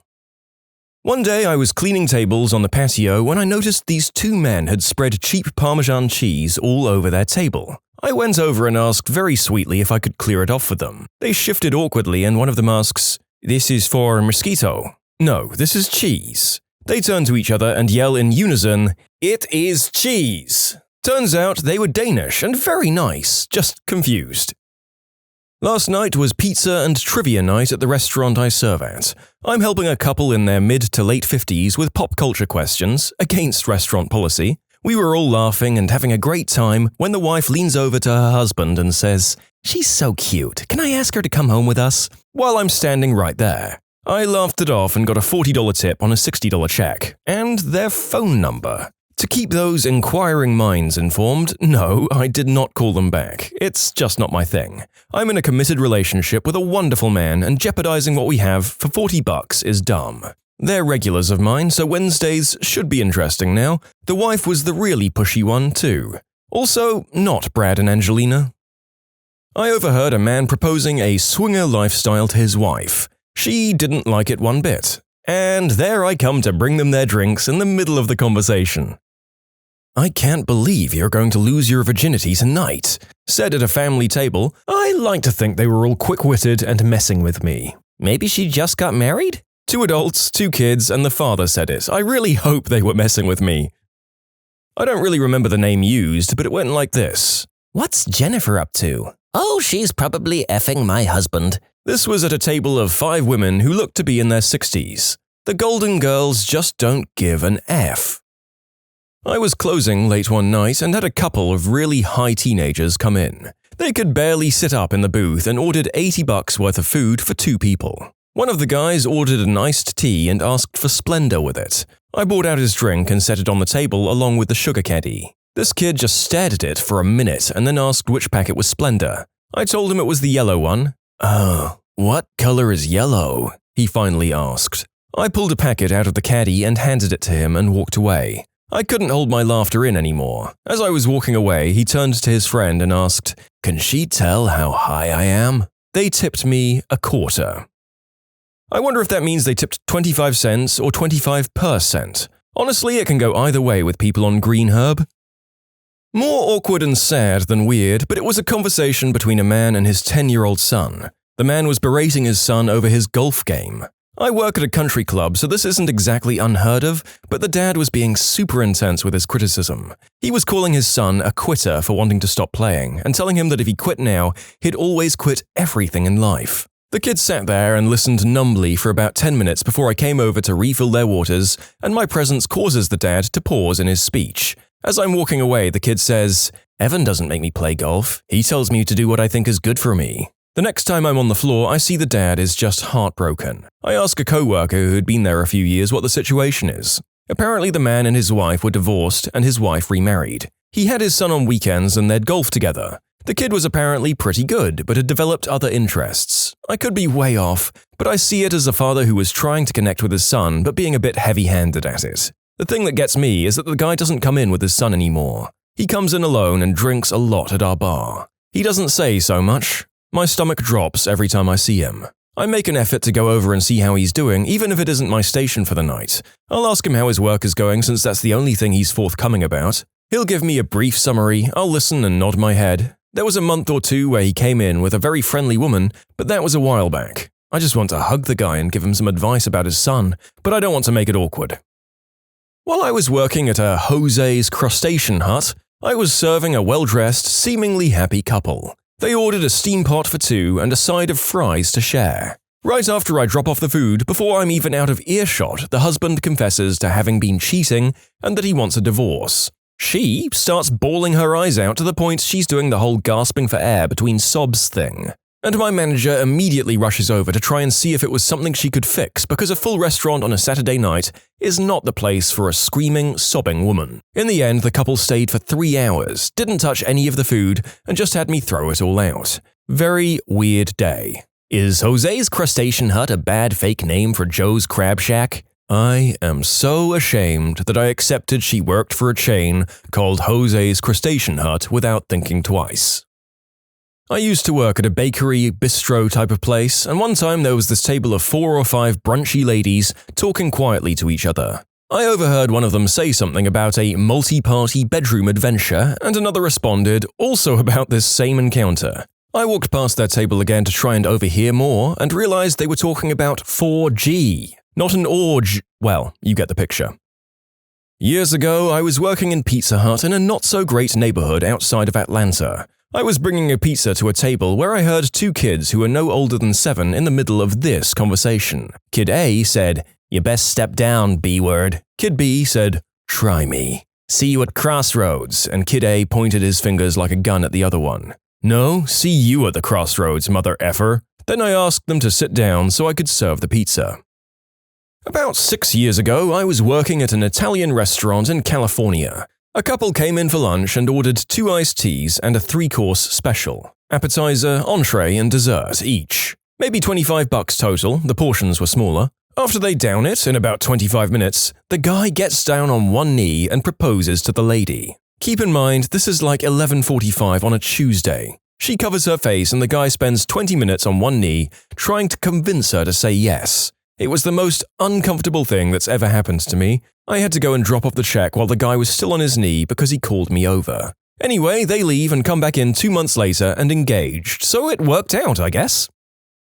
I was a waiter at a wedding once, and as I was serving the main course, I came up to a table where two guys were being introduced. The first one says to the second, "So, you swing, right?" The second guy says, "Yeah, you're with Kirsty, right? I effed her brains out while you were away for work." Guy number one shakes his head and says, "Thanks for looking after her so well," or something as I was walking away. I saw them later getting on like a house on fire. I wonder if the author means that these guys were just becoming really good friends or whether things were getting hot and heavy. Although I guess swingers aren't bisexual by default, so I guess I'll never know. I work in a local greasy spoon. There was a young couple in maybe their early 20s eating breakfast. At one point, the girl dumps a pharmacy's worth of pills on the table and starts sorting and counting them out. When I walked by to check on them, she started acting super paranoid, and as I walked away, I heard her say to the guy, "Maybe we shouldn't be doing this here. There's cameras." And she proceeded to move all of the pills back into her bag and they left. Got a really nice tip though. Something more humorous, I had a man in his 60s come in for lunch by himself. He was reading a book and I recognized the title. It was Fingersmith, which is a steampunk lesbian romance novel. Got a good laugh from that. I work as a cook in the most popular Thursday night bar at my school, but I also have a window for customers to order from and I chat with them quite a bit. Needless to say, almost all conversations verge on the side of weird. However, some take the cake. My favorite was three girls who came up to us to get some French fries, and while they were being made, they started to chat, mostly about boys. As the fries were being cooked, they included me in the conversation and tried to get my opinion on how to find the right guy and which guy they knew was the hottest. As the conversation progressed, one admitted that the only guy she wanted to F was one of the other girl's brothers. This became the facet of the discussion as she began to drunkenly go into details about how hot he was, why he was so hot, and why she wanted to F him. Meanwhile, the second girl stood there awkwardly with a look of shame on her face while her brother's attractive qualities were dissected by her two best friends. While not the weirdest story I have, it's definitely one that sticks in my brain. As an older brother, I really hope that if my sister was ever in this spot, she'd do the right thing and hook me up. I overheard, "I've been thinking about this a lot lately. I think I'd save so much money if I just ate one big meal a day." "Yeah, but you're gonna get hungry later." "Yeah, I guess you're right." I'm pretty sure they were high. This sounds like a conversation between the residents in Animal Crossing. "Oh, that explains it. Shep is always high as crap, dude." I was working as a pizza delivery driver. Technically, that's waiting, right? And I pulled up to this house. Inside, you could hear two people arguing about something, and the woman yells, "F you, I'm gonna go and screw the next guy who says hello to me." She answers the door and I said, "Hello, here's your pizza." I unfortunately didn't do the deed with her, but she gave me a $20 tip, which was nice. We had a guy bring in his wife so he could tell her he wanted a divorce without her causing a scene because they were in public. When I went over to take their order, knowing full well how awkward this was, he said to her, "I'm honestly not that hungry. Do you want to split a sandwich?" To which she replied, "No, I don't want to split a fricking sandwich. You just said you wanted a divorce." And then they left. She had taken her heels off and was walking on the opposite side of the road. I once had a pimp try to encourage me to join his ring. This happened the other day at my restaurant. Not really weird, just a hilarious dad moment. The young kid said, "I heard today that one of the members of One Direction left the band." The dad said, "Does that now make them Two Directions?" Classic dad joke right there. You can submit your own stories to be featured here on the channel. The story submission link is in the description below. And if you want to listen to some vibey music in the background, check out easymode, also linked below, and subscribe. I noticed a kid from my school was sitting in a booth at the other side of the restaurant. I offered to trade sides with the other busser so I could go and say hi and such. The kid, by the way, is openly gay and very flamboyant at school. I started walking up and I heard his dad talking about how proud he was that his son just got a girlfriend. The kid noticed me and looked pretty embarrassed. I feel pretty bad for him and I hope his family is accepting of him no matter what if he eventually does tell them. I was serving two middle-aged ladies at a suburban Applebee's. I think they each had one drink at most. They're having a great time, clearly catching up. As I gather the plates after their meal, the woman motions me closer and whispers, "We're all made of stars." And she really did draw out that last word. I think she must have been on some sort of medication. Totally unexpected. A woman told me she'd just had a hysterectomy. I didn't know what to say. The only thing I could think of was, "Congratulations?" I mean, I wouldn't just go whoring yourself out. Yes, but it's glamorous. Absolutely serious conversation heard on the patio between 4 married women. I don't even know what was meant by what they said, and I'm still trying to figure it out. This woman ordered her food before her friends were there. Her friends came in 20 minutes later and ordered. She proceeded to demand free food because all of their food didn't come out at the same time. She gave my coworker, a 5-year vet at this restaurant with rave reviews, the hardest time ever. She was extremely rude. It was a birthday gathering. I overheard her saying she wasn't going to tip my coworker because the food she ordered was too expensive. When the other servers heard about what she said about the tip, we said, all right, there's no tip anyway, so let's make it worth it. We went out to sing happy birthday. Her free ice cream was served, 1 scoop half melted in a bowl. We clapped out of time, all started the song at different times, and no one smiled. Most liberating night of my life. We rarely ever do stuff like that, so it was so worth it. This brings joy to this former waiter's heart. There are so many people I would have liked to pull crap like this on. Bless those of you with the courage to do it.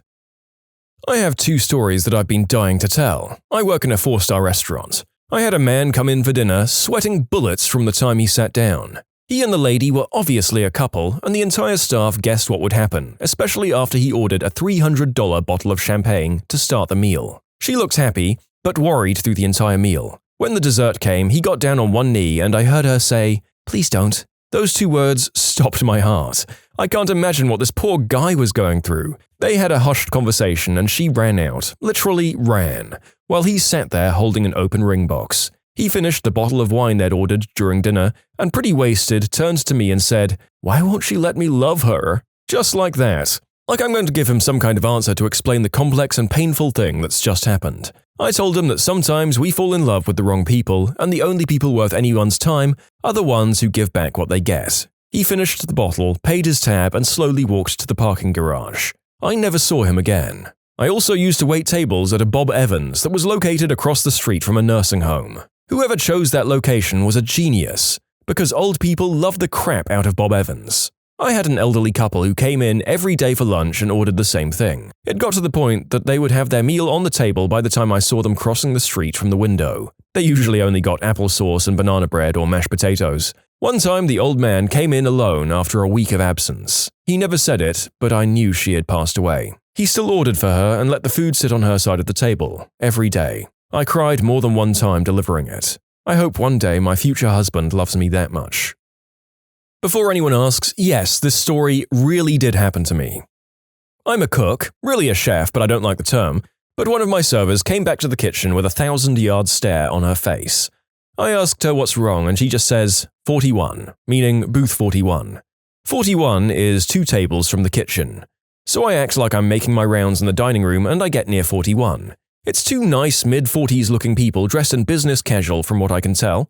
The woman is drunk or high or both and passed out with a biscuit in her beer and smells like pee. A plate full of our most expensive dinner in front of her untouched. The guy with her smells like he crapped his pants and has never bathed. Mind you, they're clean-cut looking people. He's happily chewing away mouth open on crab legs, mashed potatoes and steak. He's slamming his beer and chomping away. I just give a smile and nod and keep on walking. I make it near the bathrooms, turn around and just wash them. He proceeds to poke her with a crab leg and says, "Can I have your butt when we get out of here?" She drunkenly mumbles what sounds like, "The fish and ferry won't fit up my butt." I looked behind me towards the kitchen and all of my cooks and quite a few servers are piled around the guard station, just holding back laughter and looking at me. I look at them and say I have no fricking idea what to do here. About 10 minutes later, he finishes his food. She wakes up, downs her beer with biscuit in it. They pay their tab with a 20% tip.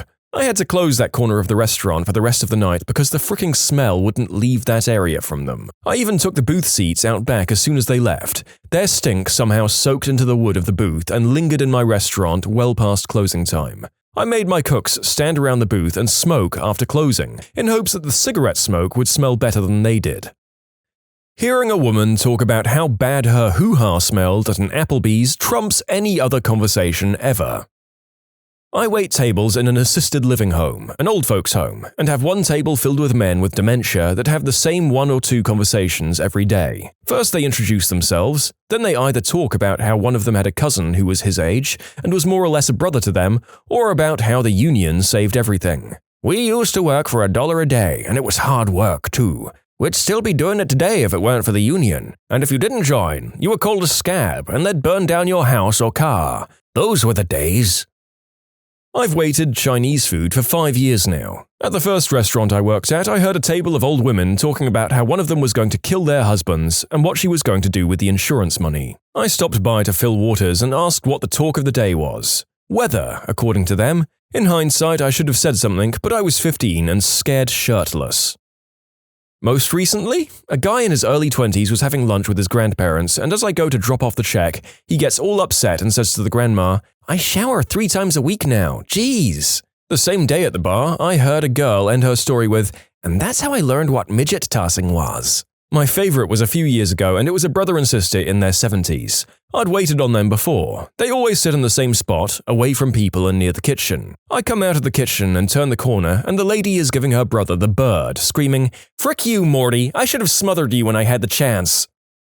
I mean, that just sounds like another day in sibling town, to be honest. I know very close families who have no filter around each other, and it's glorious. I was working late night on a slow Thursday at the local pizza shop as a driver. Man comes in to look at the menu board and asked me if his wife could use our bathroom. The place was takeout and delivery only, so we didn't have public bathrooms. I got the okay from my manager, and the guy motioned through the window for her to come in. The manager shows her to the back, and the guy says he doesn't see anything they want, so he's going to wait in the car. When my manager comes out, she says the woman is not okay and is incoherent. When we looked out of the window, the guy was hauling tail out of the lot. He had picked up a mentally challenged girl, entertained her for the evening, and then dropped her off. We called the cops and they took her to a shelter. Creepy and sad.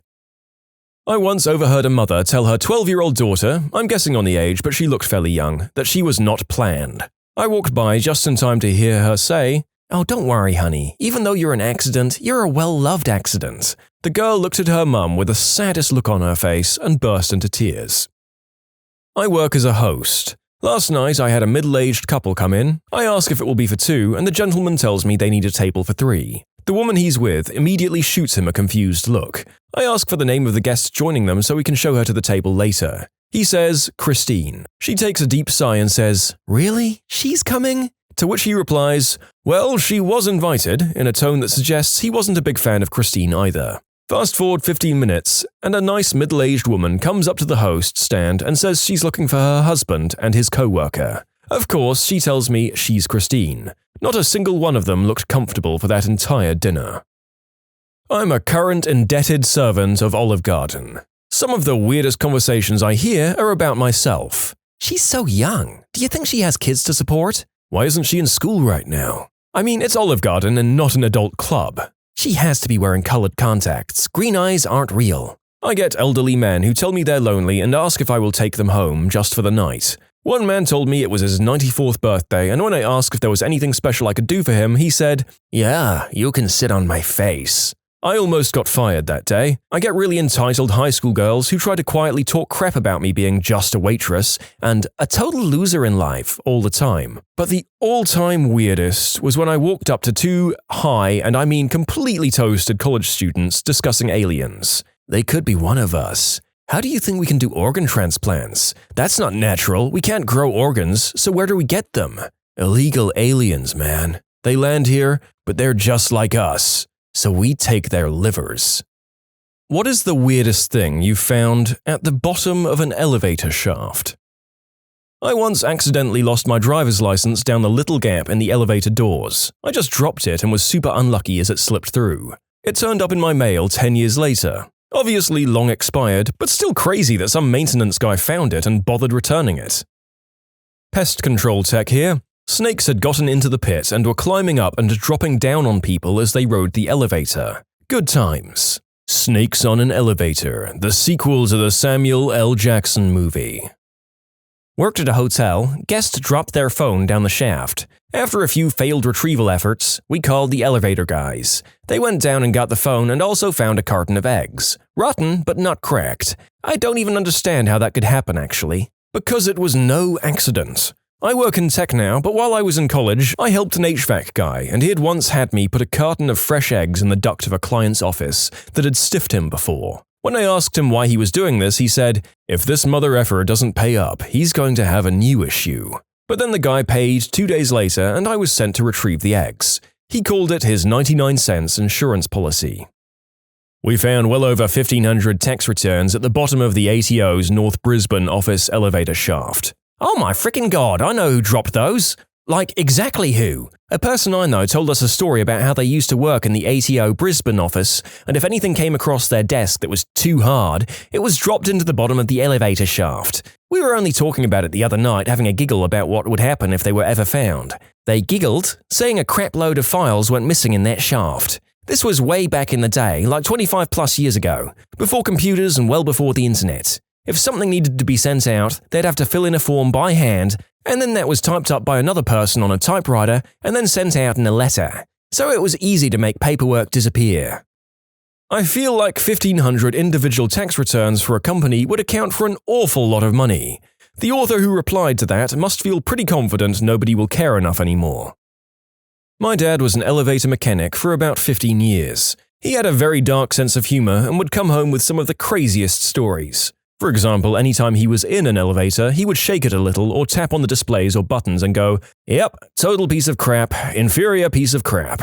And I think he mostly just did it to freak people out. One of my favorites, he got a call that someone was hearing weird noises from the elevator. He got inside and rode the elevator up, and sure enough, he could hear it too. For half a second, he thought it was a baby crying and realized it was a cat. When he got to a certain floor, he could hear this sad meowing. It obviously wasn't in the elevator car, so he got into the shaft and found this little orange kitty. It had somehow, and I don't think he figured it out or told us, got into the elevator shaft and was sitting in a spot between floors where it wouldn't get crushed by the elevator, but it couldn't get out. My dad saved it and gave it to the building manager to see if it belonged to anyone in the building. It was the one time he ever told us a story that involved him saving an animal instead of finding dead ones. Cats are made of liquid, I'm pretty serious about that. They have a lot of floof and fit through cracks and crevices much smaller than you think should be possible.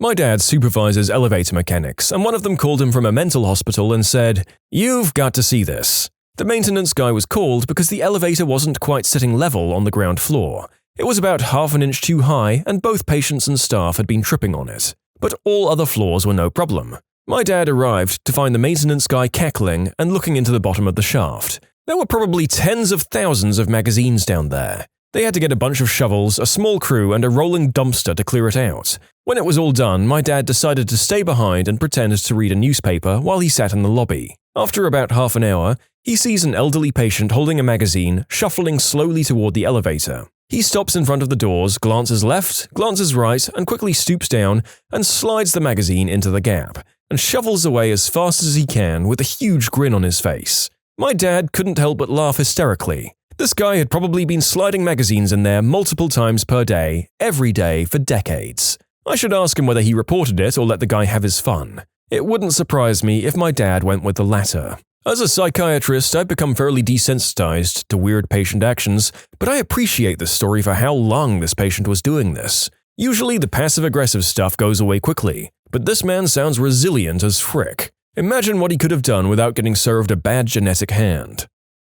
Our medical team dropped a steel butthole dilator down the dumbwaiter shaft by mistake. When the technician came and grabbed it off the floor, I'll never forget the look on his face when I told him, "We need that up here, it's got to go in someone's butt soon." It was priceless. I'm a technician for a hospital dealing with rectal surgical tools. It's very normal. That poor dilator, it got away for a minute. Thought it was finally leaving that wretched life behind. Next thing it knows, it's lying at the bottom of a filthy dumbwaiter shaft. And just when it's starting to get used to that, thinking, not much of a view, but a lot roomier than I'm used to, along comes the elevator tech and it's back to the old day in, day out. It must have really done something bad in a previous life. I bet it was Roy Cohn. We found a couch. Not joking, it was a walk-in pit that a homeless person had retrofit into a small living room. One of my baseball coaches when I was a kid lost his glass eyeball in an elevator shaft. The maintenance guy gave him a solid "what the frick." One time we were doing a rip-out at an old factory. They were gutting them and turning them into luxury apartments. The elevator that we were taking out was a crappy old freight that hadn't run in years. When we finally ran it up, we went down to inspect the pit. It smelled like a dead body had chilled there for half a century. The bottom floor wasn't lit, so I shined my flashlight under the elevator, and the whole floor started moving. Roaches. Nasty. Haven't really found anything fun in my time. I've cleaned out more pits than I could count to. I gave my mum a cheap ring I found a pair of underwear at a hotel, and I found a full packet of transcribed documents at a courthouse. Oh, and I was on a mod once, and one of the hoistway doors had an advertisement sticker for a tennis restringing service, which was weird because it was somewhere only an elevator guy would be able to reach. I called the number, but it was out of service. I found some cool graffiti from the 40s. That's about it. I've worked on escalators for a year and a half. There was a lot more in those pits. I was taking home bent-up quarters every day. There were lots of shoe bits, and I was always nervous of coming across used needles in certain units. I do work at a large hotel. A few years ago, one of our elevators stopped working. Turned out when they opened it up, they found a 3-foot pile of guest folios that were never delivered to rooms. Later, when we looked on the camera, we found it was a security guard that got tired of delivering them to the rooms and instead dropped them down the elevator shaft. He did this for months until he was caught. As an elevator technician, this question should be my jam, but unfortunately I've never found anything interesting. A $2 coin once, a dime bag of some unknown substance, plenty of syringes, or sets of keys. It's mostly just people's junk mail and empty chip bags down there. I had a coworker who was opening a candy bar and dropped it down the shaft by accident. Hopefully the building's rats were able to enjoy it. I think those rats prefer the term elevator maintenance folk. The elevator guys in my dad's office complex found pieces of a dog's skeleton. Not the whole skeleton, just random parts. I wonder who was dropping poor Fido down the shaft piecemeal and from where. There was logistical effort involved in this very sad incident. I worked in hotel maintenance. A guest reported waterfall sounds in an elevator shaft en route to the lobby. An investigation ensued. A sump pump at the bottom of the shaft was running water constantly. Water is still coming out of the drain it's connected to after I unplug it. Find out from notes from third shift maintenance that multiple first-floor rooms had repeated clogged toilets all night long. The plumber called. A 6-inch sewer drain for the entire building is clogged. Worst clog I've ever seen in 15 years. Washcloths and TP. Over 7 inches of clog in the pipe. Apparently it was clogged so badly that it was backing up to the laundry room and the drain for the elevator shaft and the rooms closest to the main pipe out of the building. This was on the first-floor suites. There were solid turds at the bottom of that shaft after that event. I quit about a week later for unrelated circumstances. In conclusion, turds. I found keys and trash, bugs if the building is exceptionally crappy, mostly just dirt and rust. I found a paint roller that the last guy left there once. It was stuck to the floor. Not a whole lot of weird stuff can make it between the sill and the landing. Surprisingly, nothing too extreme. I'm an electrician, so we will find ourselves in a pit from time to time. Some ID badges, credit cards, coins. Once I found a red pen. It was out of ink, though. I worked security in a large department store. We routinely had to pop it open to retrieve dropped keys, wallets, and phones. Recovered a $2,500 gold necklace covered in poop. A would-be shoplifter darted out of our jewelry department and suitcased the necklace while in the elevator. When he realized we were waiting for him at the exit level, he went back up a floor, removed it, and dropped it down the shaft. We arrested him anyway, much to his surprise. Work for a major transit hub. We have our own trade departments. I'm in elevating. Weirdest things I've found are as follows. A Chucky doll head, 13 rubber duckies in one pit, syringes almost daily, and a silicone gimp mask. Every day is an adventure. At a place where my wife used to work, a body. There was a crash from the elevator area. The boss went to see what it was and came back white as a sheet and said, "Do not go in there." 2 maintenance guys had been working on the elevator, and one of them was in the bottom of the shaft and the other one made a small error. But I'm guessing the single most unusual item ever found at the bottom of an elevator shaft was a Wright R2600 aircraft engine on July 28, 1945, in the Empire State Building. You can submit your own stories to be featured here on the channel. The story submission link is in the description below, and if you want to listen to some vibey music in the background, check out easymode, also linked below, and subscribe. I used to work at an old 22-story building that had the first automated elevator system in our state. The idea was, in order to control the flow of people in the lobby, you would push the button for your floor and the elevator would tell you which one to get in. The elevators would make sure the crowds spread out over the big lobby. Anyway, it was the first time I'd ever seen the auto-open eyes used, too. I worked on the executive floor where the long-winded executives would often stop me as I was leaving. I got used to passing my hand through the doors to break the eye and hold the doors open. You guessed it, my left hand didn't trip the eye. The doors closed on my hand, which were prevented from closing completely because of my heavy engagement and wedding rings. Crushed the whole mess and lost a 2-carat diamond 22 stories below. My hand was only bruised, thank goodness for a safety shutoff. I like to think that someday someone will find a tiny treasure. I'm not a technician, but I can tell you some dude at some point is going to find a Kindle at the bottom of a shaft in a Toronto hotel elevator. Rules to remember. Rule 1. Always check that you zipped your carry-on and didn't leave a gap in the bottom. Rule 2. Kindles fit through small carry-on bag zipper gaps and elevator shaft gaps. Not an elevator repair person, but you'd be shocked by the number of nurses that drop their keys down the shaft. 20 stories up and 2 buildings away from the parking garage, and they already had their keys in their hand. I had to call maintenance all the time for retrieval. I once dropped my keys stepping into an elevator and they landed on the gap, with one key bridging the gap and all the others hanging down. Let me tell you, I reached down and grabbed them most gingerly. I used to keep my work security pass and the card holder in my wallet. Once my friend bumped me as we were getting out of the lift and the same thing happened. It landed straight across the gap. All those years of playing Operation finally get to pay off sooner or later. I work as a phlebotomist in a hospital and had just drawn an elderly male patient. As I pushed my little cart into the elevator to go back down to the lab, his blood vials rolled off and both went right down the gap into the shaft. I felt so bad and immediately went back to tell him I had to redraw him. He was thrilled, said he was excited his blood would be down in the shaft for eternity. Such a funny guy. Retired after 40 years in the elevator maintenance trade. The best I ever found was a $20 bill, but I know a man that found a $7,000 diamond ring he kept for 6 months and no one ever asked about it. He gave it to his wife.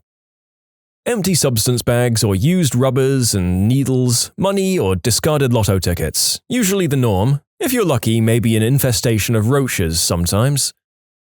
I'm reading a lot, and I mean a lot of people in the other comments who found purple adult toys. It's all in the same shaft, so to speak. Not elevator maintenance, but one time I dropped a set of wheels for a cart in the crack. I'm sure some maintenance man is going to be concerned to find loose wheels in the elevator of a nursing home, like some elderly person is walking around with a wheelless walker. I found a doll sitting upright in a corner, and a little bag of smack. I'm willing to bet a reasonable amount that if you took the substances, then you'd wake up in the middle of the night with that doll haunting your household.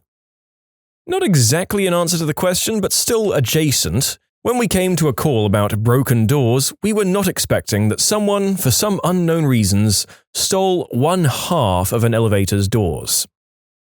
I found a whole salmon and a king crab in the same kitchen elevator of a seafood restaurant. $100 and $20 bills and tons of syringes and rubbers.